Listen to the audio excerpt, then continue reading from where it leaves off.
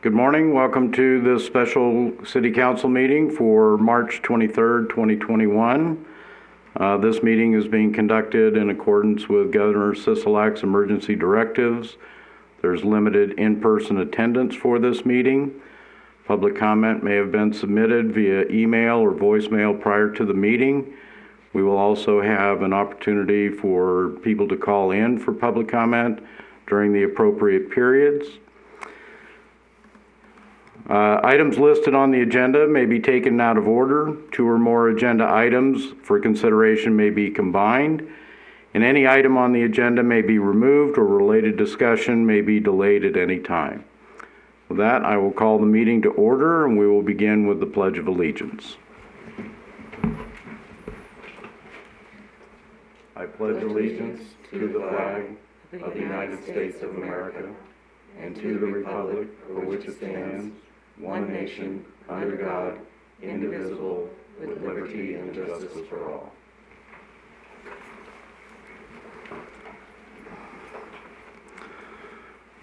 Thank you, and we'll begin then with our first public comment period. Public comment during this period must be limited to items on the agenda for action. Each person has up to 5 minutes to speak.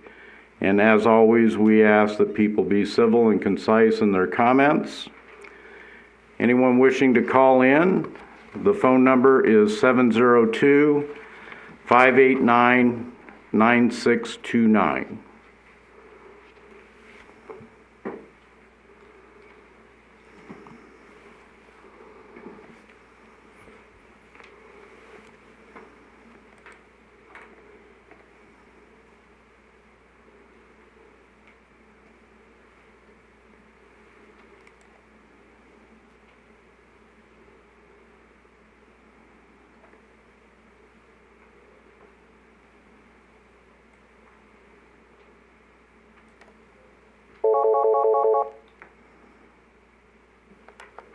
Comments?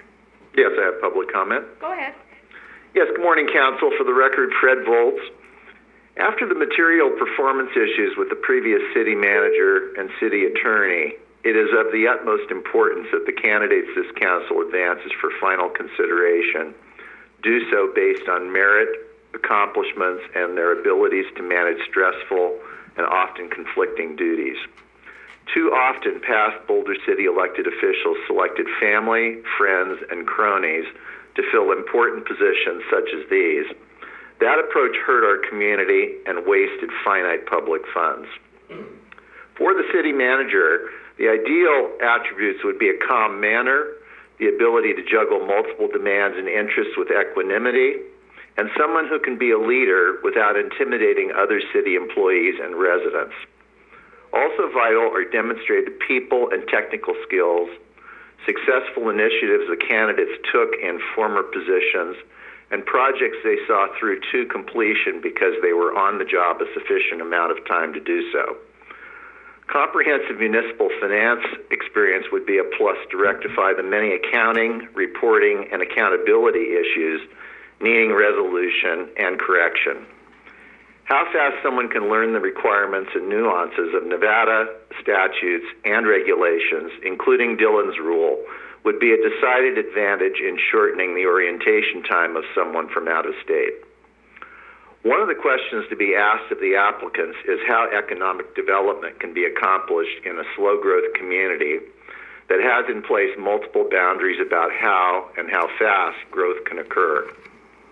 Another consideration for the council is the extent of relocation expenses that might be offered. If one of the 13 semifinalists is selected, this could be an expensive item, and Boulder City is not a large and profitable corporation. Most of the candidates would be coming a long distance to relocate to Boulder City, and their residence in the city should be a requirement. The fairest approach could be to offer a fixed stipend, say $5,000 to $10,000, depending upon the distance. With this preamble, it is my view that based on their submitted applications, you would be well advised to further consider Kenneth Haskins, Pat Oman, and Michael Silverman for the city manager slot. Shifting to the city attorney position, one of the questions to ask would be, Is there a need to continue with a contract attorney to handle routine litigation at the Justice Court? Does the city attorney, in league with a paralegal, need to outsource this work for a city of our small size? One of the candidates rose above the rest based on performance as the acting city attorney. Brittany Miller has been prepared, concise, and informed as she represented the city's interests during her time on the job. When asked a question, she has a straightforward answer and does not equivocate because she is ready to handle the preponderance of situations and contingencies that arise. She deserves to be a finalist for this position. It is not always the number of years in the workforce that automatically translates into position competence. And I ask that my comments be added to the record verbatim. Thank you, Council. Thank you. The phone line is now available. Anyone wishing to speak during public comment, the number is 702-589-9629.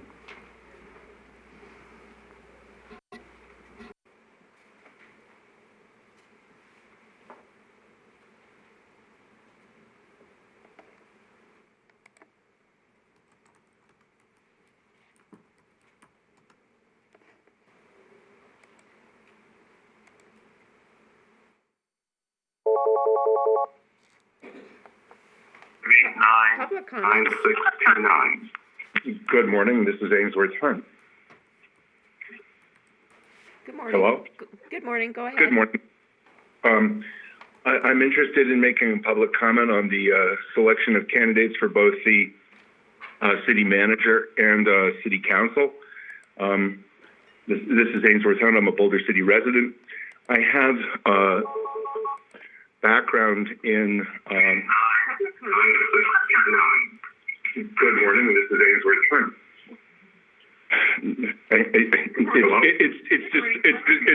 It's disturbing. I'm interested. I need to turn the sound off on that. Selection of candidates for both the. I made a mistake and left the sound on so that I got disturbed by my own phone call. Excuse me on that. I have background in human resources area. My dad ran a headhunting company out of New York City, and because of that, I've had the opportunity to read thousands of resumes. I also worked in information technology staffing and supplied people with skills to companies like Hewlett Packard, Motorola, and Wyeth Pharmaceuticals. In reading the candidates' resumes, I tend to judge what I see on paper by a combination of not only education, but what I would call steadiness in the assignments that they've taken along the way. If I see people that have changed jobs relatively quickly over periods of time, it causes me to be a bit more concerned than people who have been steady at the helm. I believe that both candidate 4 and candidate 8 are benchmarked candidates in my review for the city manager position, and that for city attorney, candidate 1, candidate 4, despite her disciplinary action, and candidate 7 were the benchmark candidates for city attorney. I'm not going to go into great detail because there's limited time, but I appreciate your taking the time to listen to my comments on this subject, and I appreciate the effort put forth by the City Council on this. Thank you very much. Thank you. Again, the phone line is now available. Anyone wishing to speak in public comment? The phone number is 702-589-9629.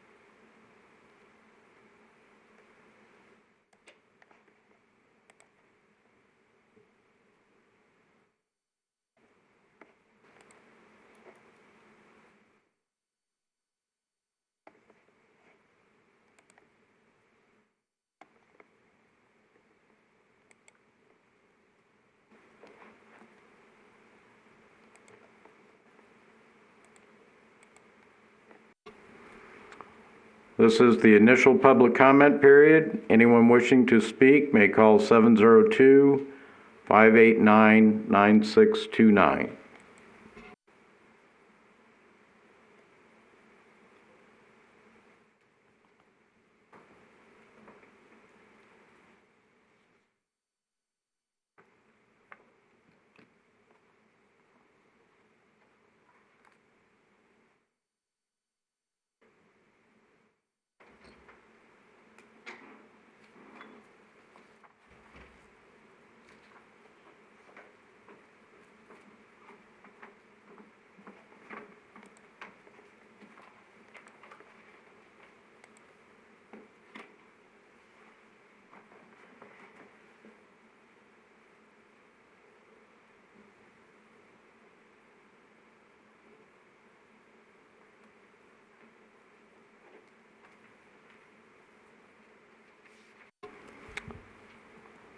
Madam City Clerk, you had mentioned that there were some written comments that had been submitted. Yes.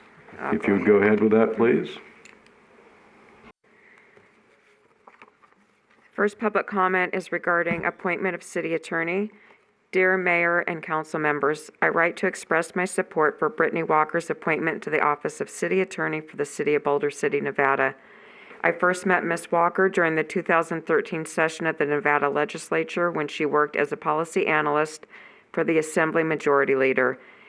At the time, I represented the Clark County Public Defender's Office as a lobbyist, often working with the Assembly Majority Leader on criminal justice legislation.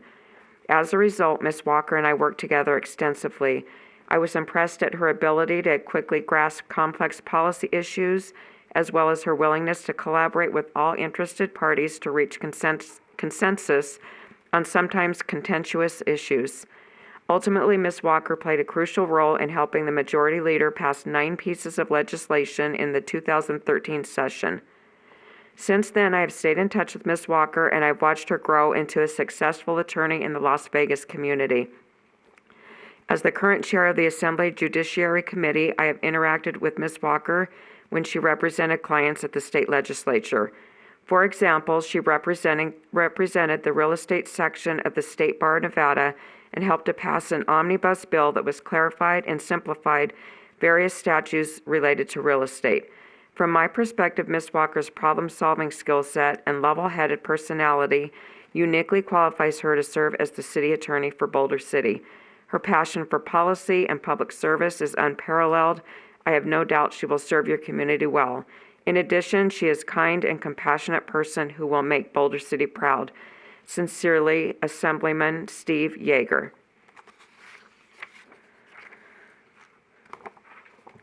The next is regarding city attorney position for Boulder City, Nevada. Mayor and council members, I hope you will consider Brittany Walker for appointment to the office of city attorney. As the chair of Assembly Committee on Government Affairs, I have seen Mrs. Walker testified during several committee hearings. She has always demonstrated an incredible working knowledge of the laws impacting government entities in the state of Nevada.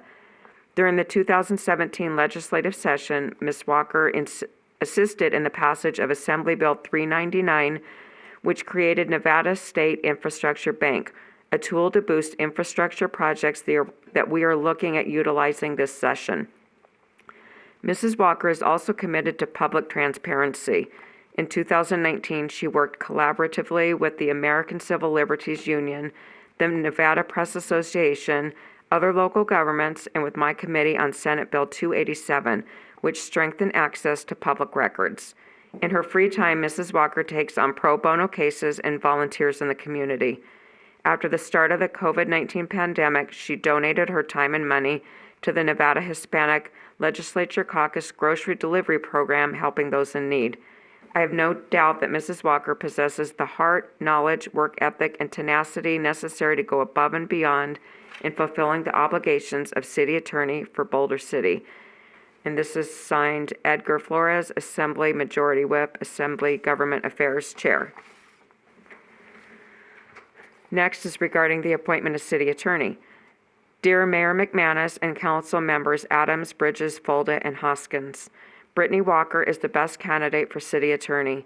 I first met Brittany during the 2011 session of the Nevada Legislature when she interned for the Assembly Speaker and I served as the representative for Assembly District 9. I also worked with her in 2013 when I was the representative for Senate District 3 and she worked for the Assembly Majority Leader. I stayed in touch with Brittany while she attended law school and she was a frequent volunteer and supporter of mine. I am a Boulder City native, and my mother, Jean Segerblum, served as city councilwoman. I grew up in the halls of City Hall when it was my elementary school. I know this city well, and I can think of no other person more qualified than Brittany to serve as your city attorney. Brittany is a proficient attorney and well-rounded individual. She knows the laws that impact local governments well, and what she doesn't know, she will learn quickly. Her legislative experience will bring a lot to the city. The ordinances are out of date and some are unconstitutional. Brittany is willing to work on bringing Boulder City's laws into the 21st century while also being committed to preserving Boulder City's history and charm. Brittany has the best interests of Boulder City at heart and will make a wonderful city attorney. I know that she will take care of this community. Signed, Tix Segerblum, County Commissioner, District E. The final public comment. Mayor, it is well known of Ms. Walker's support of the Vegas Freedom Fund during last year's riots. As a resident of Boulder City and also a member of law enforcement, I find it offensive the city would hire someone of these beliefs. Last year, I was pulled from my regular assignment to be on the skirmish lines during the riots. While I had rocks and bottles thrown at me and my partners, the last thing I needed was a city official in my community supporting those trying to hurt me. Please take this into consideration during this morning's meeting as Ms. Walker's beliefs do not represent and align with the citizens of Boulder City. Thank you, Andrew Ubens. And that's all I have. Thank you. Again, this is our initial public comment period. Anyone wishing to speak, the line is available. The number is 702-589-9629.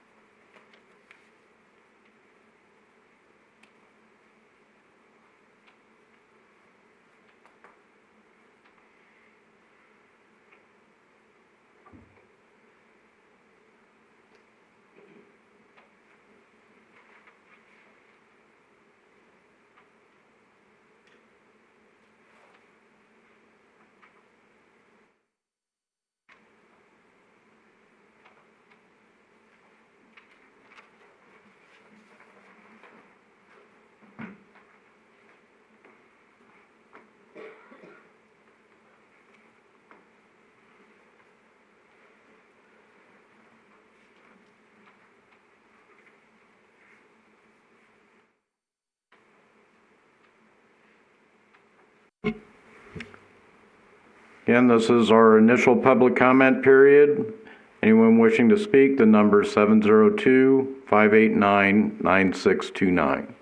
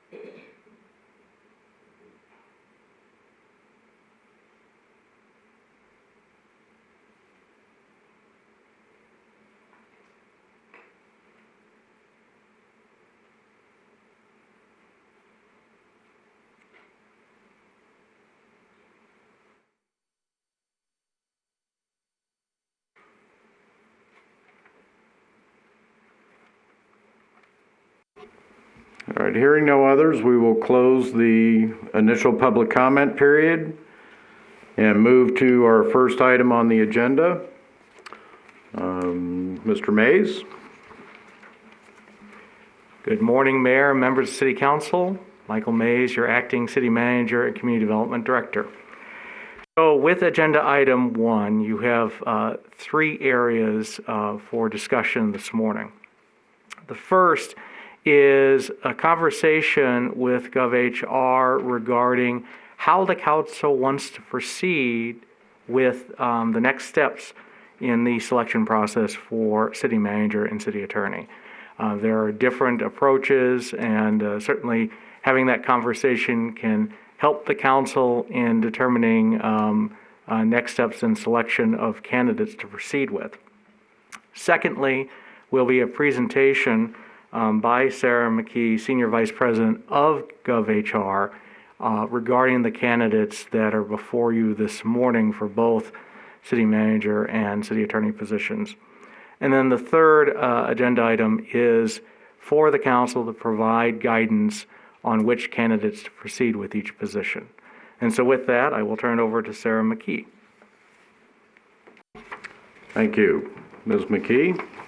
Good morning, Mayor and council members. Thank you for having me here.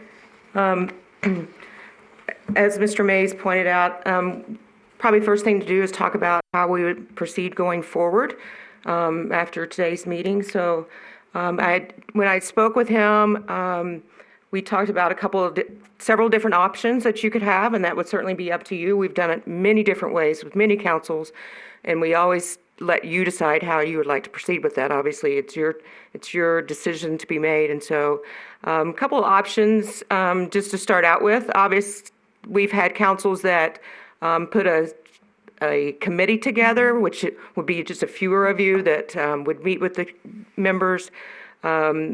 We can do that either, and any of these options obviously would be either video or in person. That would be up to you to choose that.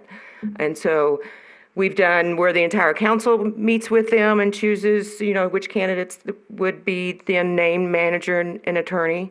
We've done a combination of meetings where the council would meet with them, maybe a list of department heads would meet with them and interview them. Community stakeholders could meet with them. So those are some options of, a day of a candidate going from a department head meeting to stakeholder meeting and then to you. And then you could get feedback. We could provide feedback from those two groups to you to determine what their thoughts were on the candidates. We can also do community meetings if that's what you decide to do, if we can find a setting that meets the requirements for Nevada's COVID-19 restrictions right now. So we can do those, and we've done them even via video as well. So that would be up to you if you wanted to put that as part of the process as well. We've done that to where we had questions submitted beforehand, and those were asked of the candidates, and they could do it. We could also do a one-way video of the candidate to say, if you had, let's say 10 questions that you wanted to ask them, then they would have those questions and they would answer that via video, and then you could determine then. Sometimes councils have done that to narrow the initials. Let's say you walk out of here today with 5 candidates you want to interview for the manager position. Some councils have done a one-way video then to maybe narrow that process down a little bit so that you see the candidate, you hear the candidate, but it's only a one-way interaction. Obviously, we can do a two-way interaction as well. So those are some options that we've done. Obviously, if you have another idea in mind, we will be happy to work through that process as well. And so those are the ones that we've done most often. I can't think of any other ones that really come to mind that we've done, but certainly if you had something in mind, like I mentioned, we could do that as well. So some things to think about, and we can discuss that maybe at the end going forward once we determine how many candidates there would be. And obviously those can be done for the manager and the attorney. And if you wanted to do them differently, that's okay too. So we can do that as well. Because a long day of interviews is long for everybody, the candidates and the council members. So keep that in mind, and we always tell people so. I can't do anything without these, though. So, all right, do we want to move into the manager candidates? Well, let me begin by saying you may understand, I thought we'd communicated that the decision of the council had been that we did have a panel of 2 council members who were to communicate with you as far as the process went. So that had already been decided by the city council. It doesn't appear that we were those 2 people, myself and Councilmember Folda, were terribly involved in this. But that was the idea behind it, is that we would help facilitate the type of process that we wanted to use here. So that part of it, I think, has already been determined sometime, actually quite some time ago. Any thoughts or questions, comments from council members on how they would prefer to proceed today? Councilmember Bridges? Maybe I'm uncertain. Now, is the ad hoc committee involved in determining the process or actually interviewing the candidates? I believe we had communicated that when we made that decision, that it would not be up to, and it was not an ad hoc committee, it was just 2 members of council. We would attempt to communicate back to the council the process that was going to be used. We were not going to be involved in any type of interviews or evaluations of the candidates. That would be up to the council as a whole, which I believe is where we're at today. Okay. Councilmember Folda, anything you wanted to add to that? No, Mayor, that's what you stated is correct, that the mayor and I were just facilitating the conversation between GovHR and council to get to this point, that we weren't chosen to eliminate or and otherwise interview on our own any of the candidates. This would be a process for the whole council to determine. Any other questions or comments? Councilmember Adams? Thank you. Recently the Board of Health, we went through a similar process, and one of the things that I thought worked well was, they had set up an interview. Originally, the idea was to have people come in person, but of course, we know that became a difficult process. So what they did was they held kind of video interviews done via Zoom that were accessible. You could see it as though it was a meeting that people could go on. It wasn't Zoom, but a similar type feature. And basically the way it worked is we had not a board member, but a representative of the HR person who would essentially had a list of the questions prepared that they then went through, and the person, or that they didn't go through the questions, but they were provided to each candidate, and they kind of were allowed to speak as they chose about the items as they came to them. And I thought it was at least helpful for me to look and see what they brought, to at least get an understanding, because what you see on paper versus how they present themselves and who they are, those can be a big difference. And of course, even still, what you see in a video recording or not recording, but live on Zoom type thing with all the technicalities of that, is not the same person as having someone is not the same as having someone in person. So, I guess that's something that we should probably discuss is, I would like to have people in person, but I'm a little bit hesitant without knowing exactly what's on the horizon with this. But I guess that, I'm just kind of sharing that experience, and that I thought that was a helpful to get a better understanding of who the candidates were. Councilmember Bridges? Yeah, I'm assuming if we all are involved in the interview process, that we'd have to set it up as a special meeting. That unless it was similar in format to our briefing, which would be an all-day event with each of the candidates. Why don't we ask Mr. Bolt and see if he has any input on how that might be accomplished? I think the structure would be very similar to briefings, 2-2-1. We have in the past at least put two council members, one, and had the candidates rotate amongst those groups. Sort of like speed dating. And you got it. Yeah. The only concern I have with that is council members may hear different answers to questions. And so we typically don't advise that, but obviously if you want to do it that way, you can.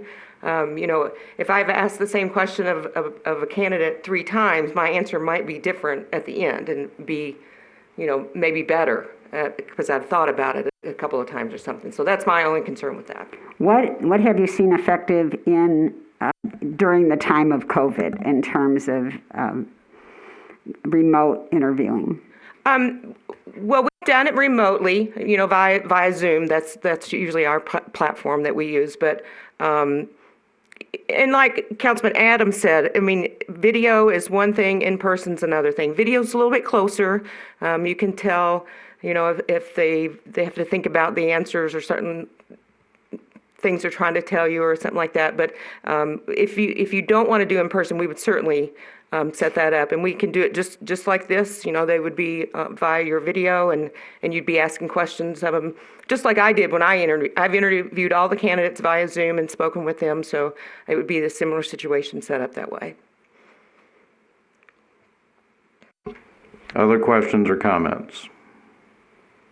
Councilmember Folda? Thank you, Mayor. I think what I would suggest would be to, and I hope the council is prepared to do so today, is to, I think that we could eliminate at least the candidates by half today and then move forward with the interview process. I don't think we need to start some of the, especially with the city manager, these candidates are all across the United States right now, and I don't think it's very viable to have them fly out or anything if they're not really a top candidate at this time. So I think today I would suggest that we narrow it down by half at least for all the candidates, and then move forward with an interview process, whether that's in person. I would say via Zoom, just because of the distance of some of these, where we can interview and narrow it down to probably the top 3, and then we could have them actually come in person at that point when they're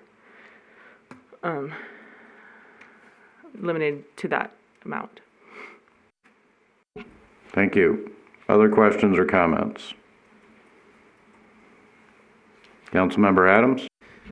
Yeah, I would just say that I think that probably sounds about right for me, in at least having kind of a moving forward and having that kind of a thing. I do think that it should be certainly done before all of council, as was noted, because that way I believe, at least it can be agendized and people can also view the process, and I think that helps with transparency, so that we're not, always the talk of backroom deals and stuff like that. But if we are actually here, handling, discussing these matters in a public setting, I think that is much better for transparency of this position, both positions.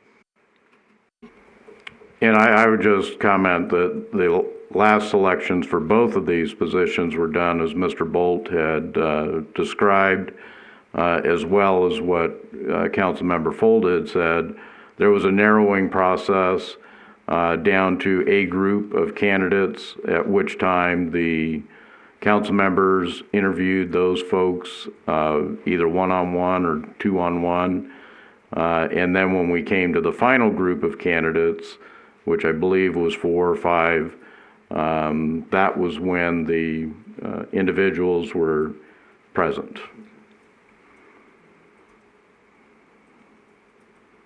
Any other thoughts, comments, questions? Councilmember Hoskins? Yes, thank you. I think it would be much easier for us and more qualifying if we actually narrowed them down and then met. There's just so many, and there's several that I would just throw out right away. So I don't think we need to go into that in depth. Thank you. Any thoughts, Ms. McKee, then? No, I mean, that would be the intention of this meeting, is to, obviously, I've narrowed it down to this 13 candidates, which is now 11 because 2 of them have dropped out. I'm sorry, I think we had only been advised of 1. The other one just yesterday had dropped out, so that's candidate Marshall has dropped out.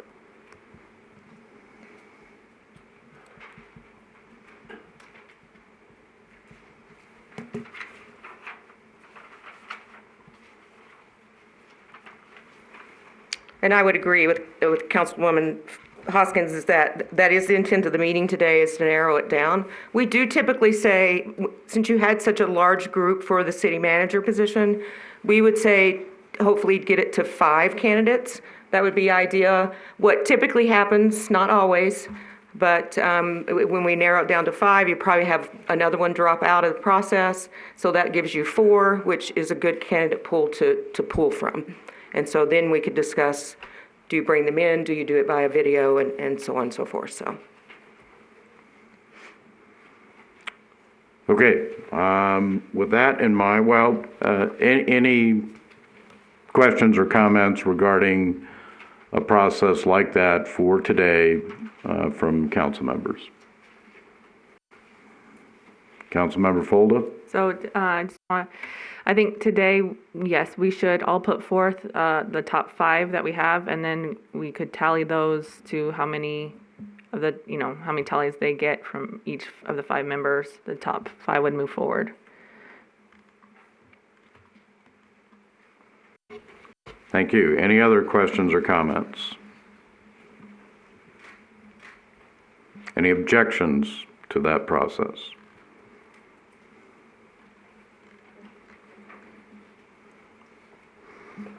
All right. Councilmember Adams, would you like to begin with your thoughts on the candidates? Sure. I thought we were going to do an overview of the candidates first. Okay. That was my intention, but it's up to you. Okay. Again, we've got the materials that you've provided, but if that's the desire to have you go back over the material, certainly we can do that. Well, I think what I was going to talk about really is the conversation I had with them, what I took from them, what I gained from them, and then we also have 2 references of each of them. If you want to hear something which you don't have in your packet, we provide those in this format. So if we want to begin, we have them alphabetically listed. We always do them alphabetically, so there's no intent of how they're listed in your book. So candidate Arts was in Avondale is a suburb of Phoenix, which is a very large community. It's a very growing community. He's recently retired and is looking to move to a smaller city and become a manager there. He was a deputy manager in Avondale, and so one of the things that I gleaned from him talking to him was, he came up through the ranks of a finance director primarily and has obviously a good, strong background in finance. But one of the things we talked about was when he became an assistant city manager was the ability to then look at departments in a different way than when he was just a finance director. As a finance director, you obviously work with all the other department heads budget-wise, but he was able to look at them from a different perspective. He talked about, with the police department going on ride-alongs to where he understood more fully what was happening in the department and not just kind of from a budgetary standpoint, but understood that, he was able to open up and then being able to support them through the budget process and help them in that way. One of the things he's done since his retirement is done some temporary assignments. He did one of those in Oro Valley, which I happen to know the manager there. She's one of his references, very complimentary of his ability to come into an organization. Oro Valley is, I think, a little similar to Boulder City. They have a very engaged citizenry there, and so he was able to. She talked about him providing information to those residents in a way that they could fully understand how the budgetary process worked, what the different funds are. Any municipality has a ton of funds, and even as a manager, sometimes I was confused about all the different funds we have in municipal government. But she talked about him being able to explain that very well to the residents and help them through that process. From an economic development standpoint, Avondale, when he was there as a assistant manager, they have put in 2 large commercial areas. One of them is their auto mall that they have there, which has just about every kind of car dealership you can imagine. And then on the other side of the street along I-10, there's a big Costco development along with several other retail shops, and he was very instrumental in doing those development agreements with them, and he talked about that process that he went through. So has that background. He talked about being involved in the community that he lives in and making sure that he understands the residents that are here and talking with them.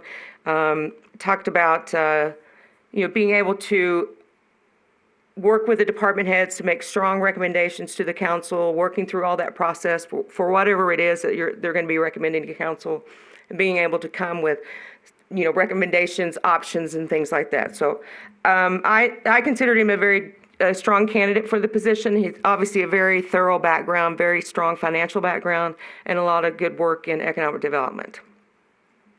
Any questions? Okay. So next candidate is candidate Brown. As you can see from the cover letter that she submitted to you, she's called this her second home for quite a number of years. And recently her husband's position has brought him to Southern Nevada for work, and so she'd not intended to join him just yet, but when she saw this, she said she couldn't miss the opportunity to take a chance at it. Obviously, a very strong financial background. That's really where she has been working in most of the positions, several positions, much larger communities than Boulder City is.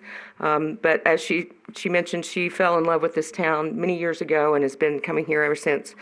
She talked about all the community events that she's gone to here. She knew all about the coffee shops downtown, the Coffee Cup, and going there and having coffee. And so she's very, she loves this community. As she said, even if I don't get the position, I'll still be coming back to Boulder City. It's their intention to retire here. So she did talk about, some of the difficulties that she's worked with. For instance, in Rialto, they went about 2 years without a city manager. It was, when she went there, the financial position was just a mess. They had failed a couple audits in the last couple of years.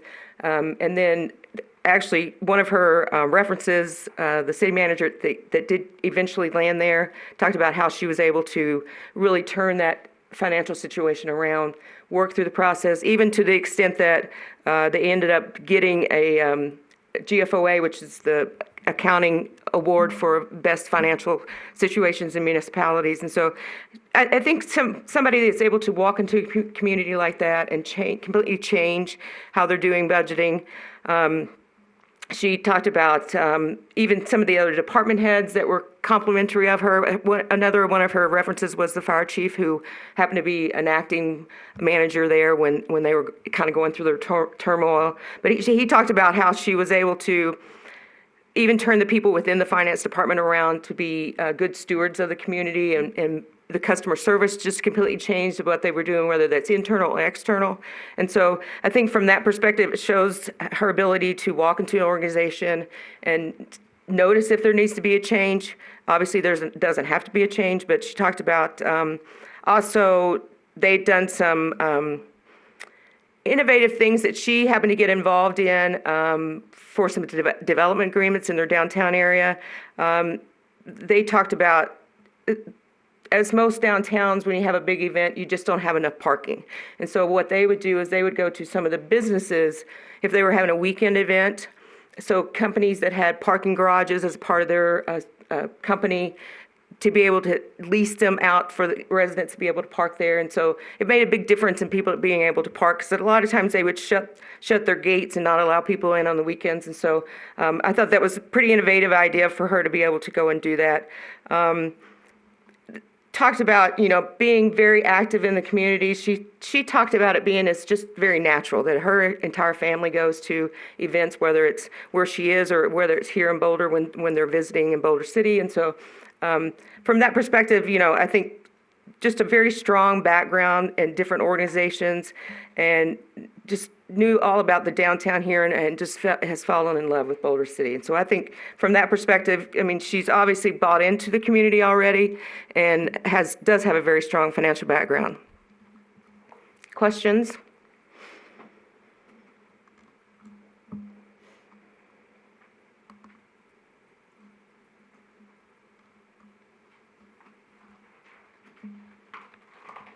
No? Okay. All right, so candidate Dickey, he's another one who knows Boulder City very well, has been here multiple times. He talked about the fact that he always wanted to work in Boulder City.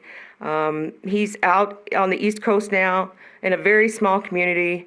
wants to come back west. His family's here, his child is here, and so really wanted to be able to get back into this area. So that's why he's interested in it. Talked about, being able to build trust with the department heads, being able to recognize when there are issues. He talked about building cooperation between department heads. One of the situations when he was in Ogden, talked about the fire and police departments didn't get along very well, but started having group meetings with them and understanding the differences and working through that. And, talk about now that they are really cooperative on events that they have and working together. Same thing with, he talked about that with police and public works, and that, being able to bring them together to understand what roles each of them play and how important they both are within the organization. And so from that perspective, he also talked about, treating people with respect and appreciating stakeholders and listening to them and what they have to talk about, being able to network, but also not making promises that you can't keep to citizens and being honest with them. When the answer has to be no, the answer has to be no. And so that's some of the things he talked about. Also talked about an innovative idea that they did there in the community. They did not allow short-term rentals. It's a coastal community, and so they did an overlay zone in a particular area of the community that actually had some dilapidated housing. And what they did was they did an overlay zone that allowed short-term rentals in there, and so a lot of the residents in the community were buying those houses, renovating them, and then renting them out. And so it talked about it being a big win. It offered people the opportunity to come there. It gave residents a chance to, have a second business, if you will, from that perspective. So really talked about the love, the part of the position that he loves the most is being able to get out into the community. He talks about having a lot of volunteer jobs within the community there and being a part of Kiwanis and being engaged and sharing what is happening with the city when he's at those meetings. And so from that perspective, I think he was a good candidate. He has been in smaller communities. This would be a little step up for him in that regard. Any questions?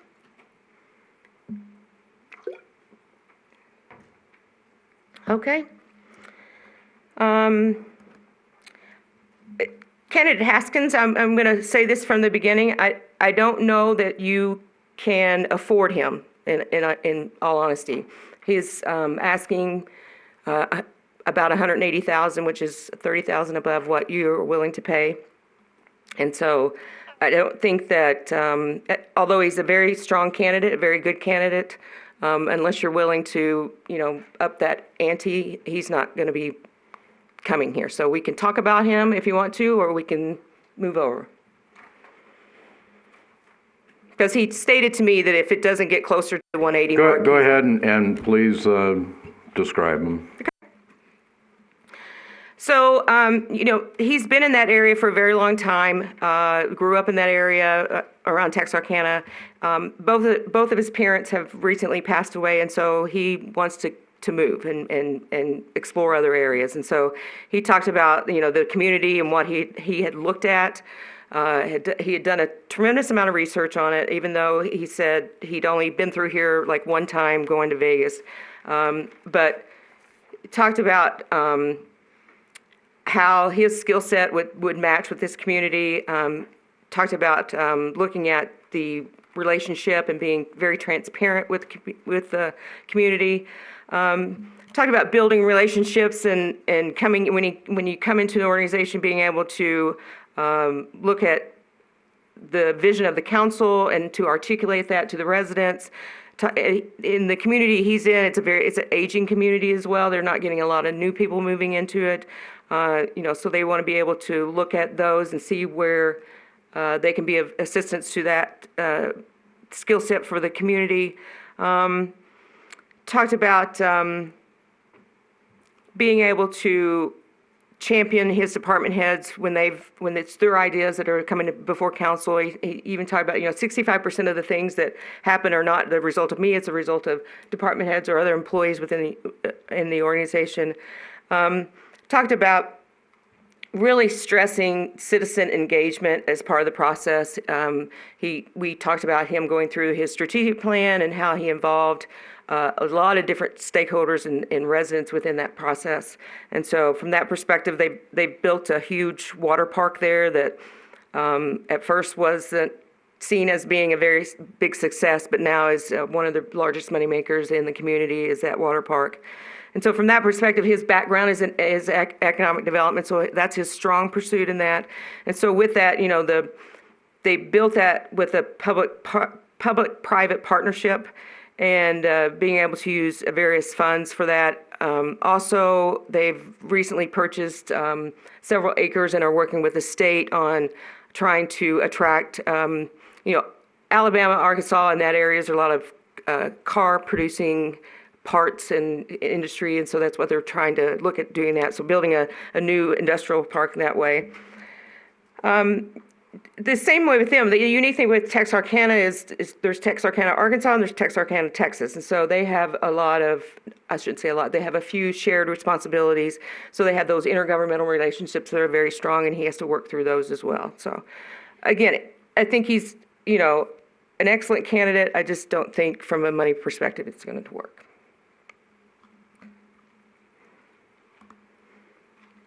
Any other questions there?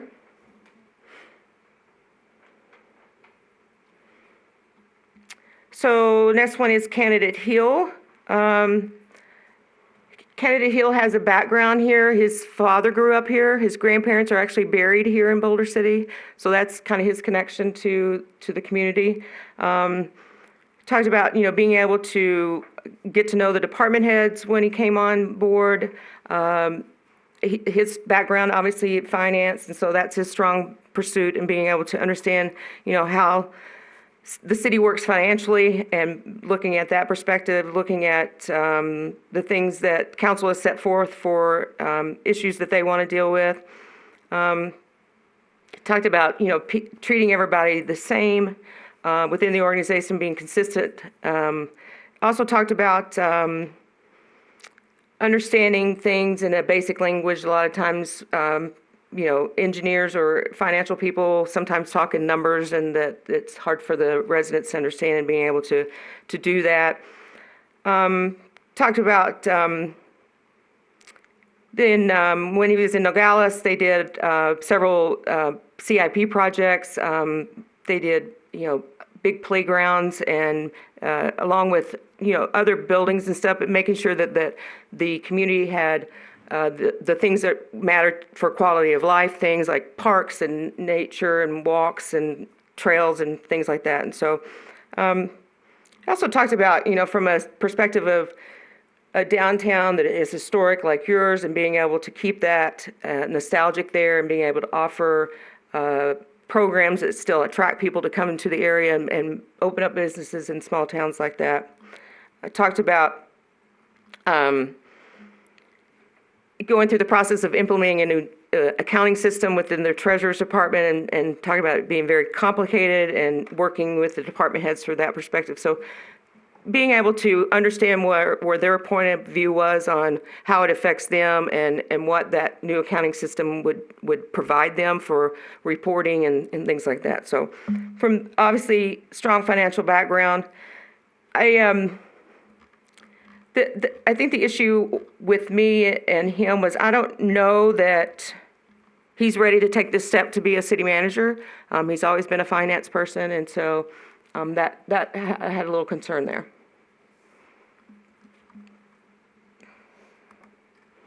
Any questions?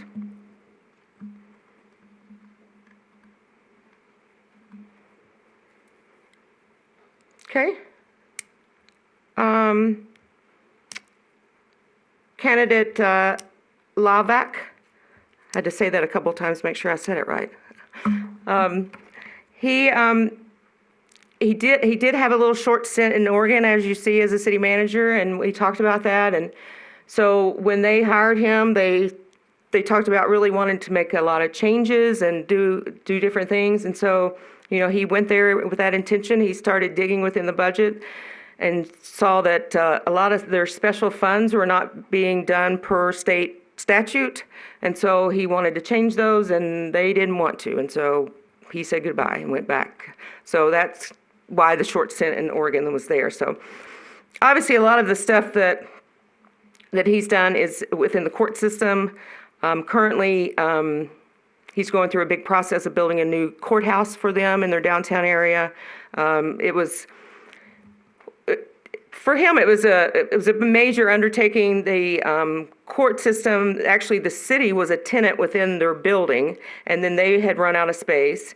And so in looking at all that, it was actually cheaper for them to give up the lease on the building and build a new building for them to be housed in. And so that's what they're doing, and he's been a big part of that process. He talked about being able to, find what council's direction is and give that direction to staff, and then through that process, working with feedback from them and keeping them up to date. He also talked about where he was when he first came there, very siloed. Public Works was here and the police department was here, and so what they started doing was doing some matrix and benchmarks. And he even talked about they have created what we call the one-stop shop, which is in your community development or planning department, where a developer comes in and they only have to go to one place, right? And so he talked about that, and he talked about the fact that they've gone down from a 1-hour wait time to a 4-minute wait time, and their goal is to get to 3 minutes. And so he even talked about, from a perspective of, even before COVID, you would come in and they'd have this big panel that somebody would be behind, and they could pull down their curtain when they didn't want to talk to somebody. And so all that's gone away. And just from a perspective of customer service is what I call that. I mean, being able to understand what the residents, what the developers, what the builders, whoever's coming into City Hall needs to be able to understand how the process works. Talked about really being very transparent in all the things that you do in City Hall, and that what that leads to is being able to explain to residents what's going to happen, when it's going to happen, and how it's going to happen. And then if there's a change in that, good or bad, being able to, again, talk to the residents about that and explain to it.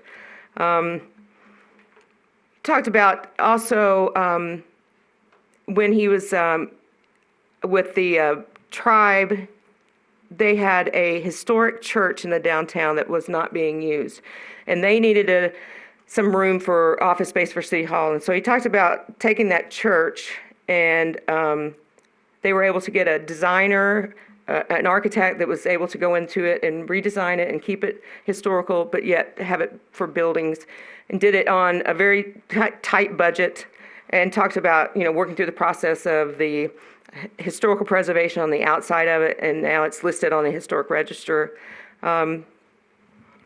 Talked about being involved in the community, being very involved in Rotary and things like that. So although he's had little city manager experience, he does present himself as a very good manager.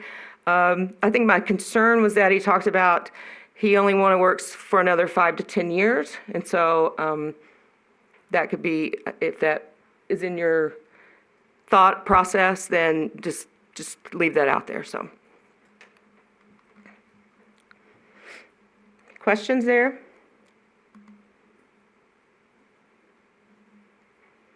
Okay.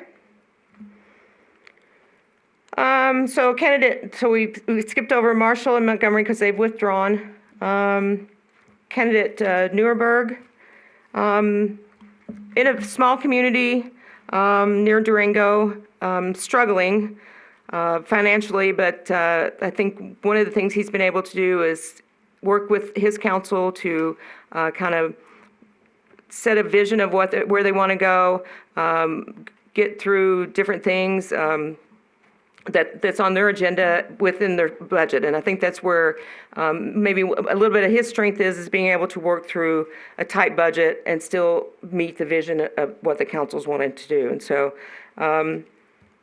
they too are a slow-growing community. They're not really in the tourist area. There's not a road that really leads to this community from Durango. And so that's where they struggle a little bit, is being able to work through some of those things on a very tight budget. And so one of the things he talked about was really providing innovation, though. They talked about the city manager, previous city manager and mayor liked to limit the area that citizens could come into the meeting, and this was before COVID. And so he talked about really opening that up to the residents and encouraging them to come and ask questions and submitting questions online and those types of things. So different areas that he really could expand on getting the citizens involved. And the other thing they talked about was they used to have an open house at City Hall, where residents could come in and talk to the different departments about what they do and so on and so forth. And then they had National Night Out, which is really a police department function in most communities, and they combine those. And now that's like one of the largest events that they have in the entire community. He talked about being able to serve over 500 meals during that event and being able to open it up to where it's not just about the police department, but it's about all of the services offered by the city. Talked about when he was in Monte Vista, building from an economic development standpoint, they built a $8.6 million event center where he had written a couple grants for that. They talked about also when he was in Teton County providing 49 low to moderate housing projects, which that's one of the richest counties in the United States, and be able to provide low to moderate housing is a big deal for that county. And so talked about, I think he's got a lot of great ideas, and he's implemented a lot of ideas in the communities he's worked in. He has, this might be, again, like previous candidate, this might be a big step for him. Boulder City would be a much larger community for him, although the county was a lot larger when he was in that one too. So that would be my only concern, I think, with this candidate. Excuse me. I'm doing all the talking here, so. Questions there? Okay. Candidate Oman. Talked about he's been, visited here he's recently retired and still wants to continue to work. And so talked about, has visited Nevada for 20 years. It's talked about being a very independent city, very financially conservative, which is what he appreciates. Talks about, getting to know the residents and the community and look at what the strategic planning process is, learning what the legislative platform is for the community, sitting down with the department heads and talking with them. And he really talked a lot about measuring, and that being able to measure the department heads and their skill set, and then at the same time having a measurement established by council as to how you're going to measure him during a performance situation. And he really stressed that a lot during our conversation. I mean, that was very high on his agenda, was being able to understand what that measurement process is, and then giving that to the department heads, and then that going further down into the employees within the organization. Talked about when COVID hit and implementing permitting systems online and online portals for them to call in or video in. And that's something they just hadn't had in the community at that point. Being able to, creating a healthy environment for the residents to be able to get what they needed. But also, he talked about they implemented a new quarterly newsletter that would provide residents information on what was happening with COVID and how you could still come to City Hall or not come to City Hall, or whatever you needed to do to get what you needed from the people within City Hall. His background is really more in economic development and tourism, and so he places a high value on that and what people are coming to the community to spend their money on, and talked about they did a grant where the city set aside $4 million to help with businesses to augment their marketing and in other areas to diversify their business. And then they put up within that, they put up a performance measurement. Again, he is a lot about performance measurement, but they did discover that with that $4 million of what they did for augmenting marketing and a business being able to maybe change how they were doing business and maybe provide something better during this time. And so they did a measurement on that, and for every dollar they spent, it produced $3 within the community. And so that was very, talked about the courthouses. They had two courthouses. The original one and even the one they built it caught fire, and so they built another one, but then they restored the other one. Anyway, both of them are listed on the historic register. So he's talked about, one of the things he talked about was being able to, when they had a large replacement project, like a boiler system on a historic building, being able to build that within it to where it's not out of the ordinary, if you will. And so from that perspective, he understands that part of it. Talked about when he was in Moose Lake, talked about they have a lot of severe flooding problems, and being able to work through that and work through with contractors and work through that and being able to help the residents to secure funding to where they were not able to, where hopefully the next flooding would not be as dangerous to them. So, a lot of his experience has been in county, and while county and cities do function alike, from that perspective, I always look at it from a county perspective of he's probably never managed a police or fire department. And so, and with those being two large departments, we get a concern a little bit about that from a county perspective, because the sheriff's office would be an elected position and not fall underneath the county administrator. So, but very comprehensive planning process background, economic development background, had done a lot of research about what's happening here and what's from a perspective of economic development. So.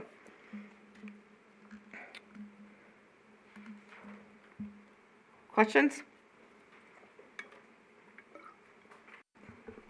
Councilmember Adams? I did just have one question regarding this candidate. Just one of the things I did when I was looking through is I just did a quick Google search just to see what came up. And one of the things I did note was that, though he had been here in his position, it looked like since 2015, that he did seem to resign rather abruptly. Did he seem to mention that or go into detail about, his reason for leaving his previous job or anything like that? He just said he retired. Okay.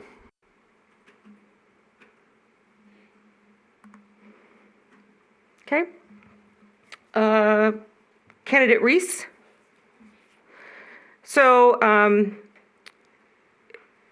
obviously in a strong mayor form of government, they appoint a chief of staff, and so that's what he served, which is mostly equivalent to a city manager in that regard. They had all the departments answered through him, although he wouldn't have the ability to fire someone. They would still work through him. And so, so when Mayor Coleman did not run for office again, then he left as well. And so they actually both went to the nonprofit that's listed there, but he was actually laid off in July, I think, for COVID reasons. So he's not currently working. Talked about, really liking the size of Boulder City, being able to get to know. He talked about, his first 6 months on the job would be a lot of listening tours, going not just to the departments and listening there, but going out into the community and listening there. A lot of experience with capital budgets, and talked about being able to create an infrastructure where interdepartmental groups could discuss projects and share information. He gave the example of, prior to, his arrival, they didn't have, I'm not sure what you have here, a technical review committee or something similar to that for a project. So he talked about they'd never had that before, and so getting the departments together to talk about, okay, so we're going to tear up this street to put a water line in, and then Public Works needs to pave it, and so what else is happening in that area that needs to be done at the same time? It's things like that weren't happening in the community before his arrival. Even when a development would come in, there wasn't a group that sat down and looked at the whole thing from each department's perspective: fire, police, Public Works, utilities, whatever the case is. And so he talked about putting that together, and within that, really fostering good interdepartmental cooperation. And so he found that through that, they were able to work on various projects, and then that created better communication between them as well. Talked about the other thing they did was Mayor Coleman's push to have what it called neighborhood pride, and so that was they would take a different. Columbus is divided up into tiny little communities, and some of them are even called little villages within the city. And talked about the department heads would actually, once they identified which community was going to be next, the department heads would actually walk through it to see from their perspective what they could do to improve it, whether it was, replace a sidewalk or get better street lighting or whatever the case was. They talked about it, and so they would take one of those and then go to the next one. And that's one of the other things he talked about, was being able to bring those department heads together to see what they were responsible for. And the other thing is that made that department head, when they met with those community members and said, we're going to put new street lighting in, they were responsible for that, and they had to get back to the citizens and talk to them about what was happening. And so the other thing, I know a lot about Columbus because I used to be a manager in one of the suburbs there, and so I know from that perspective of, we were all within the state trying to get one bike path that went from Cincinnati all the way to Toledo. And so all of our bike path systems were trying to get tied together. And he was very instrumental in that part of Columbus and being able to do that. And the other thing they did was, so the Big Darby is a creek on the west side of Columbus. And so they did what they call the Big Darby Accord, and they wanted to take that creek and beautify it, basically. But that creek ran through several communities, and so they put together the Big Darby Accord, which was several community members from each community and what they could do within each one of those to help improve that creek area. Now it's absolutely beautiful. But it was about restoring it and beautifying it to where, as a source of their water, being able to look at it from environmental prospect as well as a beautification prospect. And so he very involved there, wealth of experience in local government. Large city like Columbus, there's a lot of different things. He initiated several projects there through Mayor Coleman's initiatives, and so I think from that perspective, very community oriented and very regional oriented from that perspective. So I think from that, very strong candidate in that way.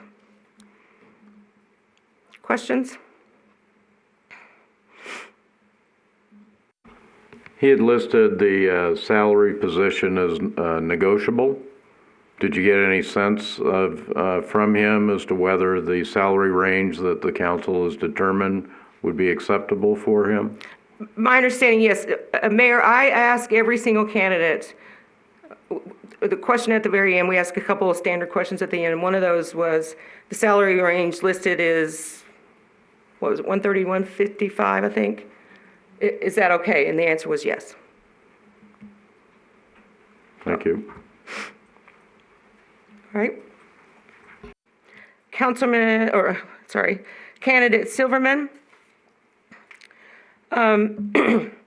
talked about wanting to live in the West area, talked about all the recreational amenities, talked about being able to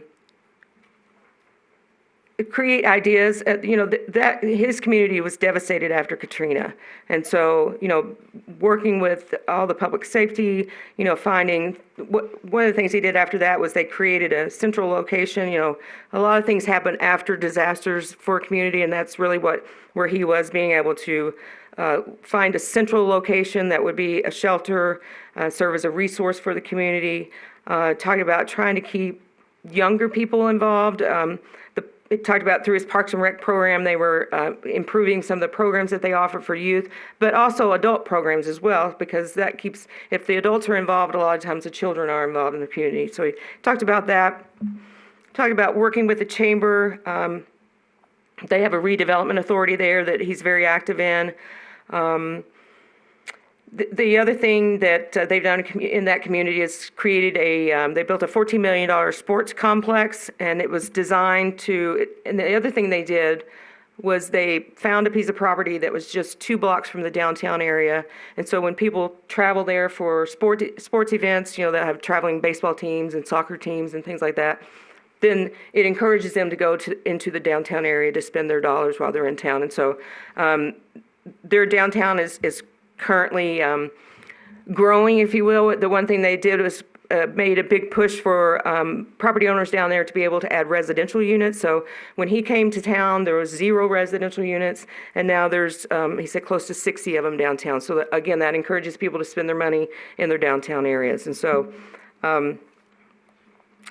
he talked about, obviously in that area, they have they lease boat ramps to private individuals to operate. They work a lot with the Chevron refinery and understanding what their needs are from a perspective of really environmental. Talked about looking to work with the residents for, they were doing some street improvement programs and having public meetings with that. So we're getting very involved with the public in that regard. You know, my only perspective on, I don't know that he has enough experience. You know, my interview with him took 20 minutes. He gave very short, direct answers, not a lot of detail offered in them. And so I think I kind of title him as the up-and-comer, and sometimes we do present candidates in that regard. So if you want the up-and-comer, this one and the next one would probably be my choices for that. So. Questions?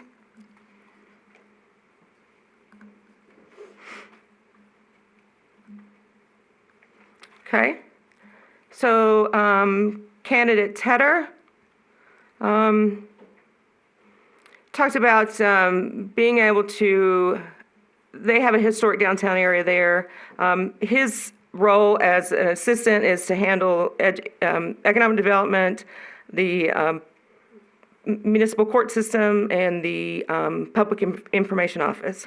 And so talked about doing a lot of listening, especially for his department heads, and seeing them as, you know, they are the source of whatever department they're over, and they are the person that you need to go to and be able to talk with and to learn about things that are happening.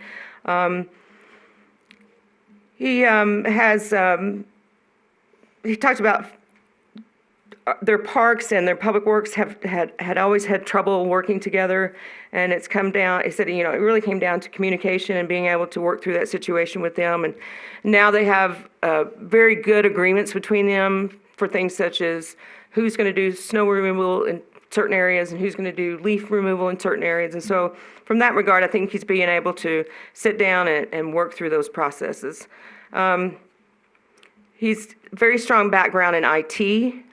He did their complete website redesign. He provided that to where it's really, he called it open 24/7, because now you can go on there at any time of the day and ask a question, file for a permit, do whatever you need to do with regard to city services. And so very strong in that regard. He talked about, they did, during COVID, when they were doing some grants for various businesses to be able to stay afloat, and all of that was done online. There was no waiting around anywhere.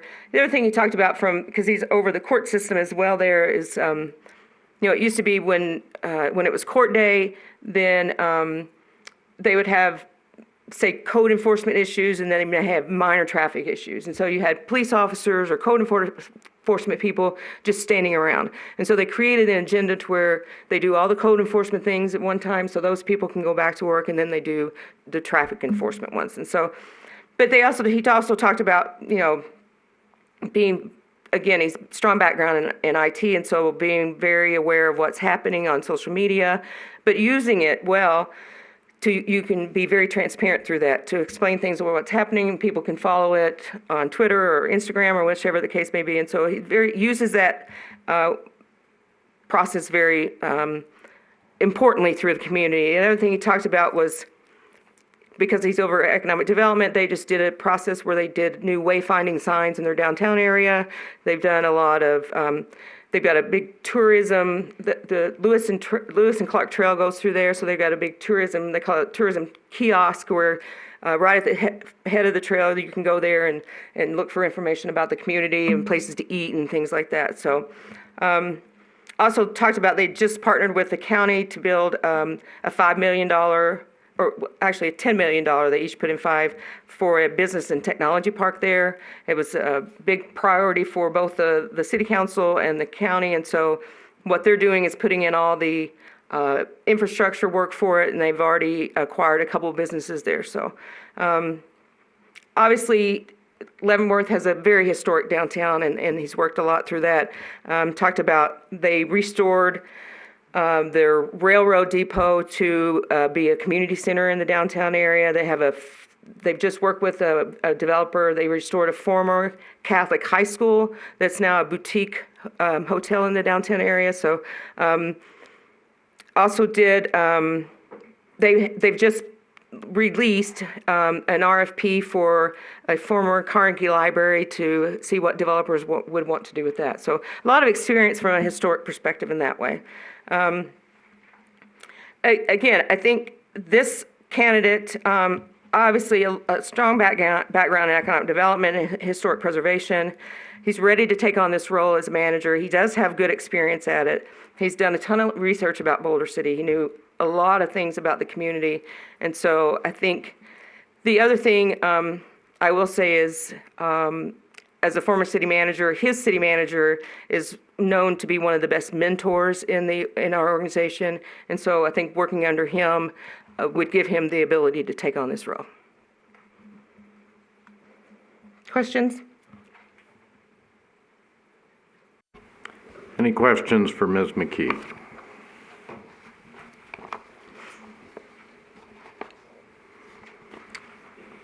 All right, why don't we take a 15-minute recess here, let us digest some of the information that Ms. McKee has delivered that we didn't previously have available, and we'll come back and proceed further. Thank you.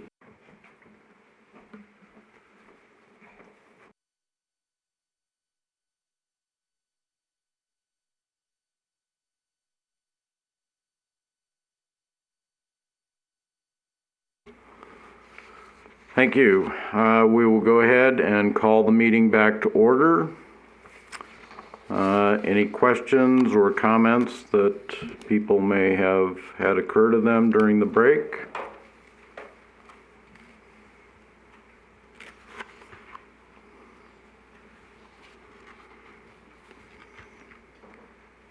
Councilmember Adams? I guess it's not so much of the comments that had occurred to me. Obviously, there were certainly some things in there. Haskins was somebody who, did score relatively well on my thing, but I do think that the 180 starting price is certainly a little high for compared especially to some of the other candidates that are on here who are willing to, come in at where our range is. I think that might put it a little bit out for the comfort zone for me.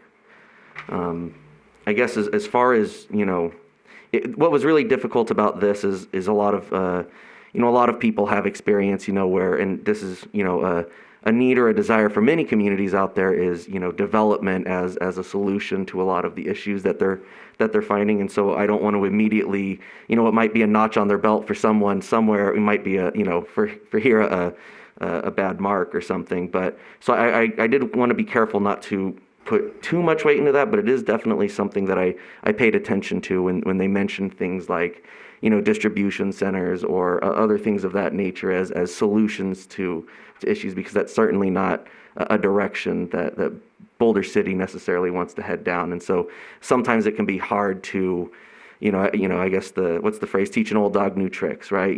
Making sure that they understand what the desires and needs of the community are.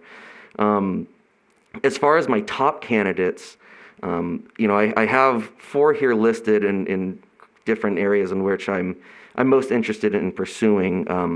I think Reese, above and beyond, was my top candidate. I mean, as far as ranking when I was going through the sheet, I mean, it's just absolutely highly qualified. The opportunity to have someone of his caliber, I think, here in Boulder City, it shouldn't be dismissed. I mean, I think that could be a real big boon for us.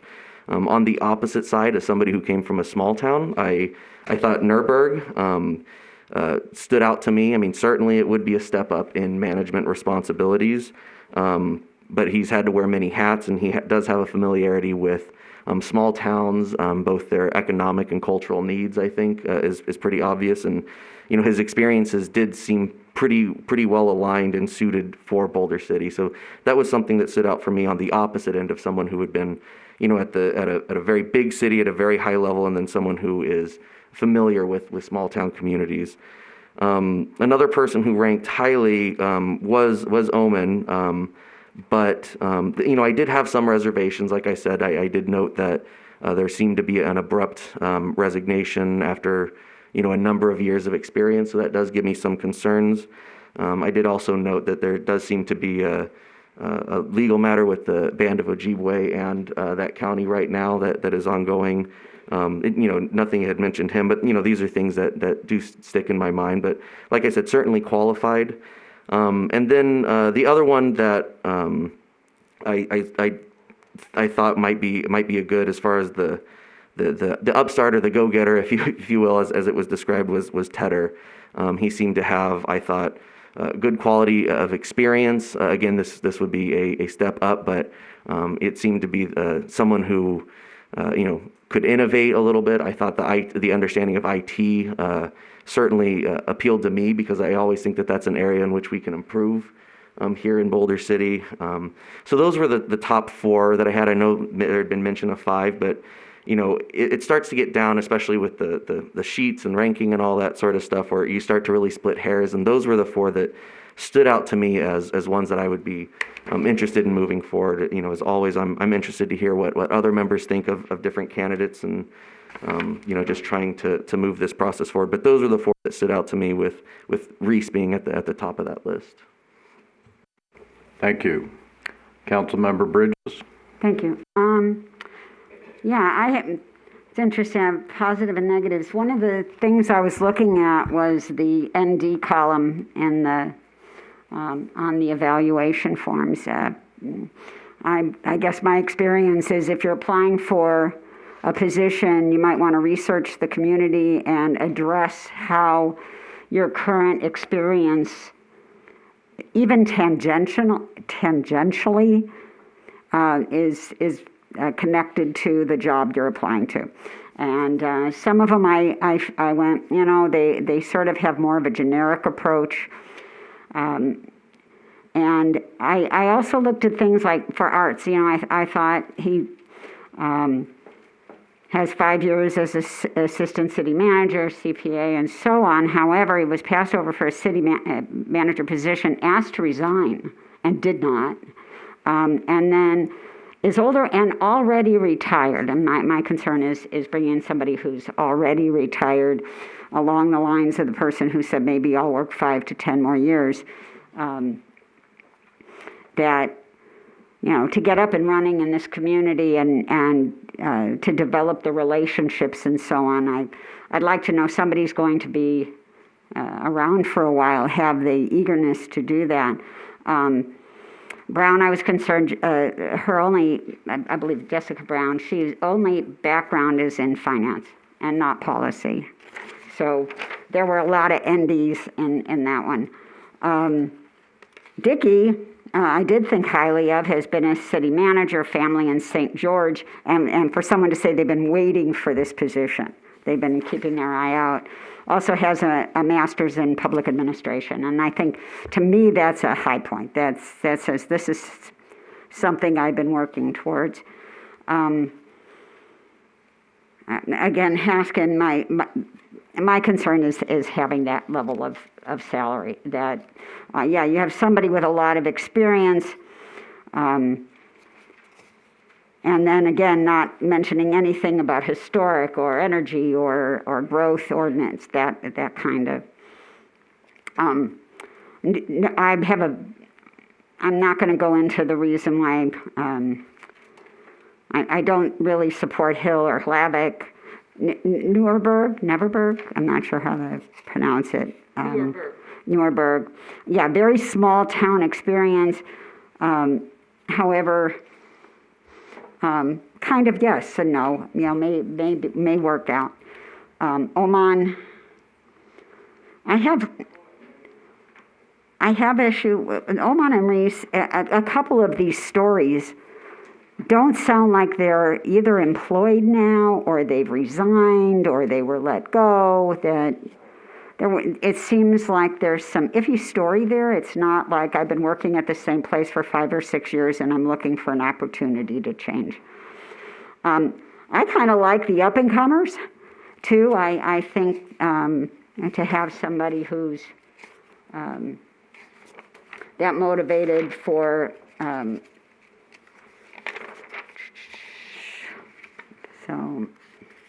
except I did have, I guess, for Oman, my concern is they come from manufacturing, so I really got this measurement idea. And I said Silverman and Tedder were both yeses for me. Silverman's been a city manager, the assistant city manager. I think my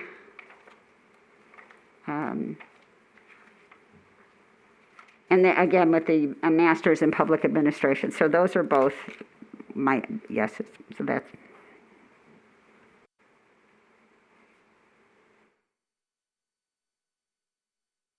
Finished? Councilmember Bridges, was that it? Oh, yeah. I'm sorry, yes. I do have one more thing. I'm sorry. I did write down.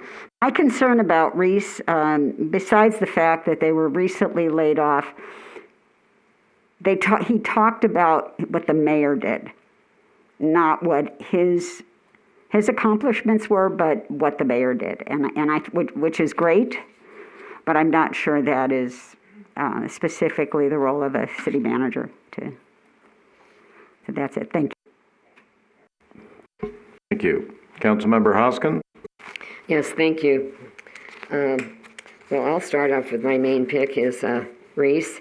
Number 11, excellent qualifications, probably overqualified, but laid off due to COVID.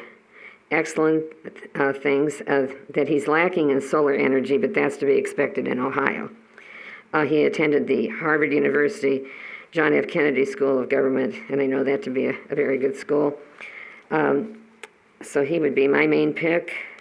Number 9, Nuremberg, very well-written resume, broken down quite nicely. Small town communities, historic preservation of the theater granted to the city. He also has served as an airport manager. Number 4, Haskins, well qualified. He created a business-friendly permitting process. It looks like he has saved the city financially on several issues. He was honest on answer number 10, as he has experienced several legal matters with the city.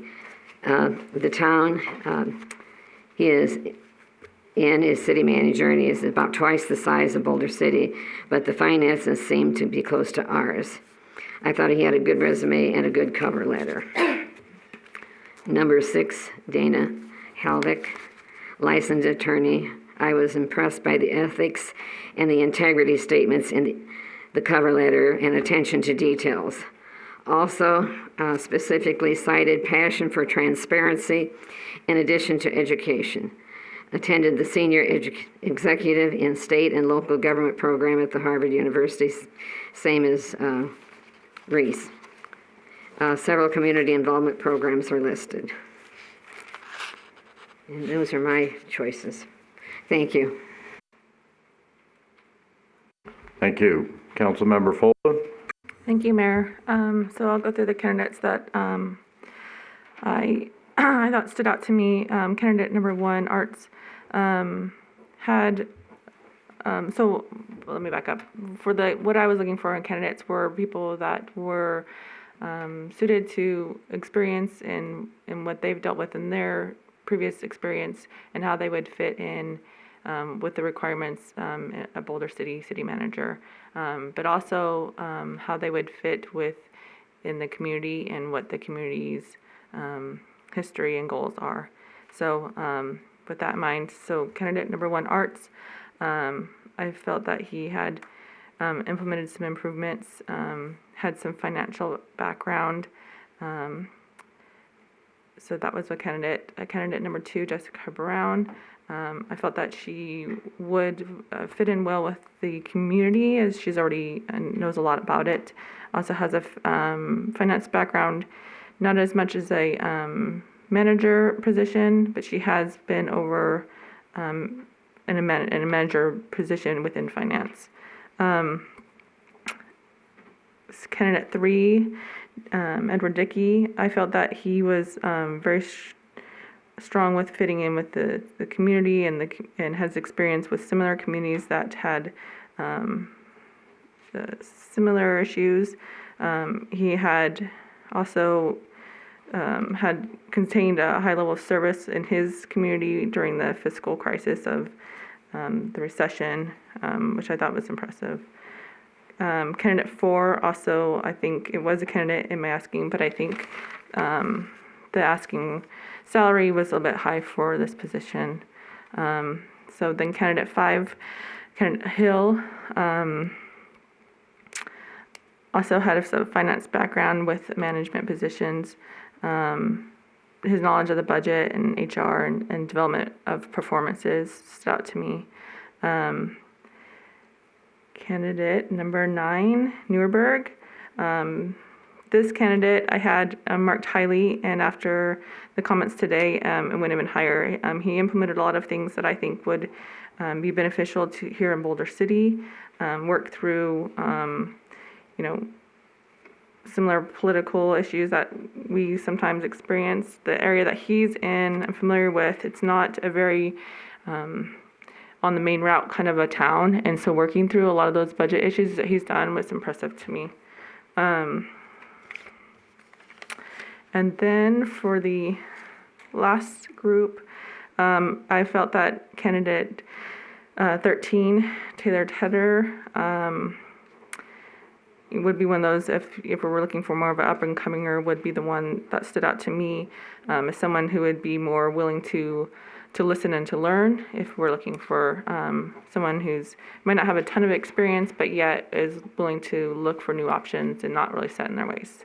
So those are my candidates. Thank you. In looking over these and listening to the other comments, I think that we always want to look for someone for Boulder City that's going to understand at least what I believe many of us feel. We're not looking to be the rip-roaring city of the future. Doesn't mean that we want to be the relic of the past either, but we've got a sweet spot here in Boulder City that we need to try and target. So with that, Councilmember Adams, Councilmember Folda already mentioned it. Which of these do we think might be best suited for a community like this? So with that, the candidates that had some type of familiarity with this were ones that I looked towards first. But of course, we always want to make sure that they're also qualified and able to do the job. Much of the job is finance related. So on my list, I did have Jessica Brown. As far as organization goes, I think that Dana Lovick, I believe that might be close to the pronunciation, I think would be excellent candidates. Mr. Nurburg, it's been mentioned before, I think that he comes from a town that has some of the qualities that I believe are important here in Boulder City, and has demonstrated the ability within that town to work with the resources that are available to him. Mr. Reese, I think, would be an outstanding candidate. He clearly has a breadth of experience that the others may not.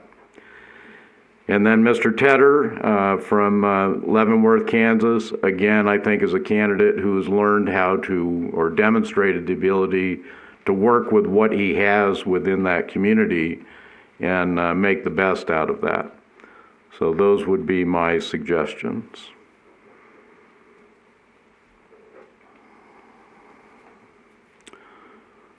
Any other comments or discussion? Ms. McKee, did you want to provide us with some type of rundown then on the 5 members' comments? Well, I could say based upon where everybody was, if you take that collaboratively, you are down to 6 candidates that were picked, either 1 or 2. The top 2 were Nuremberg and Tedder, from what I heard here. And then third would be Reese, and then you have 3 other candidates, Lavick, Reese, and Brown with 2. So. I think you mentioned Mr. Reese twice. So. Oh, sorry, Lavick, Dickey, and Brown. Sorry. So that's 6 candidates that were picked by at least 2 members of the council. I don't know if you want to narrow it down further. We typically say 5 because we'll probably have 1 drop out. That will give you 4, so I don't know if you want to stick with 6 and see what happens. Thoughts, questions, comments? Councilmember Folda? I thought, and then I retracted, but you called on me. So, can I get the rundown one more time of those 6, Okay. please? Nuremberg, If you have the number. Nuremberg had 5. Okay. Tedder had 4. Reese had 3. Lavick, Dickey, and Brown had 2.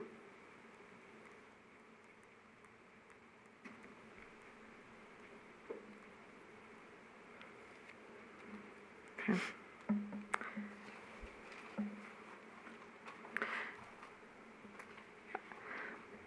I would be willing to go with 6, as we've already lost 2 candidates in this process. But I'd like to hear what other council members feel. Member Adams? I'm comfortable with 6 as well. I mean, I know 5 is a nice number, and then if one drops out, but I think 6 is definitely manageable. It certainly puts us at a point to start really looking down and getting a little bit better understanding of who they are as individuals, because I think that's the next step. You know, it's one thing to look at them at paper; it's another thing to see them as the person that they are. So, I'm not opposed to moving forward with these 6. Councilmember Hopkins? Yes, I agree. We've gotten it down less than half, so I would say we've done a good job. I would stick with 6. Any other questions or comments? Something to consider then is, what do we do next? And Ms. McKee, you've sort of indicated there's been discussion already, potentially having the council members interview these, potentially having another meeting, another public meeting to conduct the interviews. Do you have any thoughts on that or an additional process? No, I think at this point, I think the decision probably should be, do you want to have 6 by video and then narrow it further for in-person? I think that was kind of the discussion earlier. And that would be my suggestion. I mean, having 6 come in is an expense for the city, and so since we do a lot of things by video now anyway, it seems like that would probably be the best way to do it. Questions or comments from council? Councilmember Folda? I would agree to having video for the interview, or at least even a one-way video for the 6, and then from that narrowing it down to top 2 or 3, and then having those in person. Any other questions or comments? Councilmember Adams?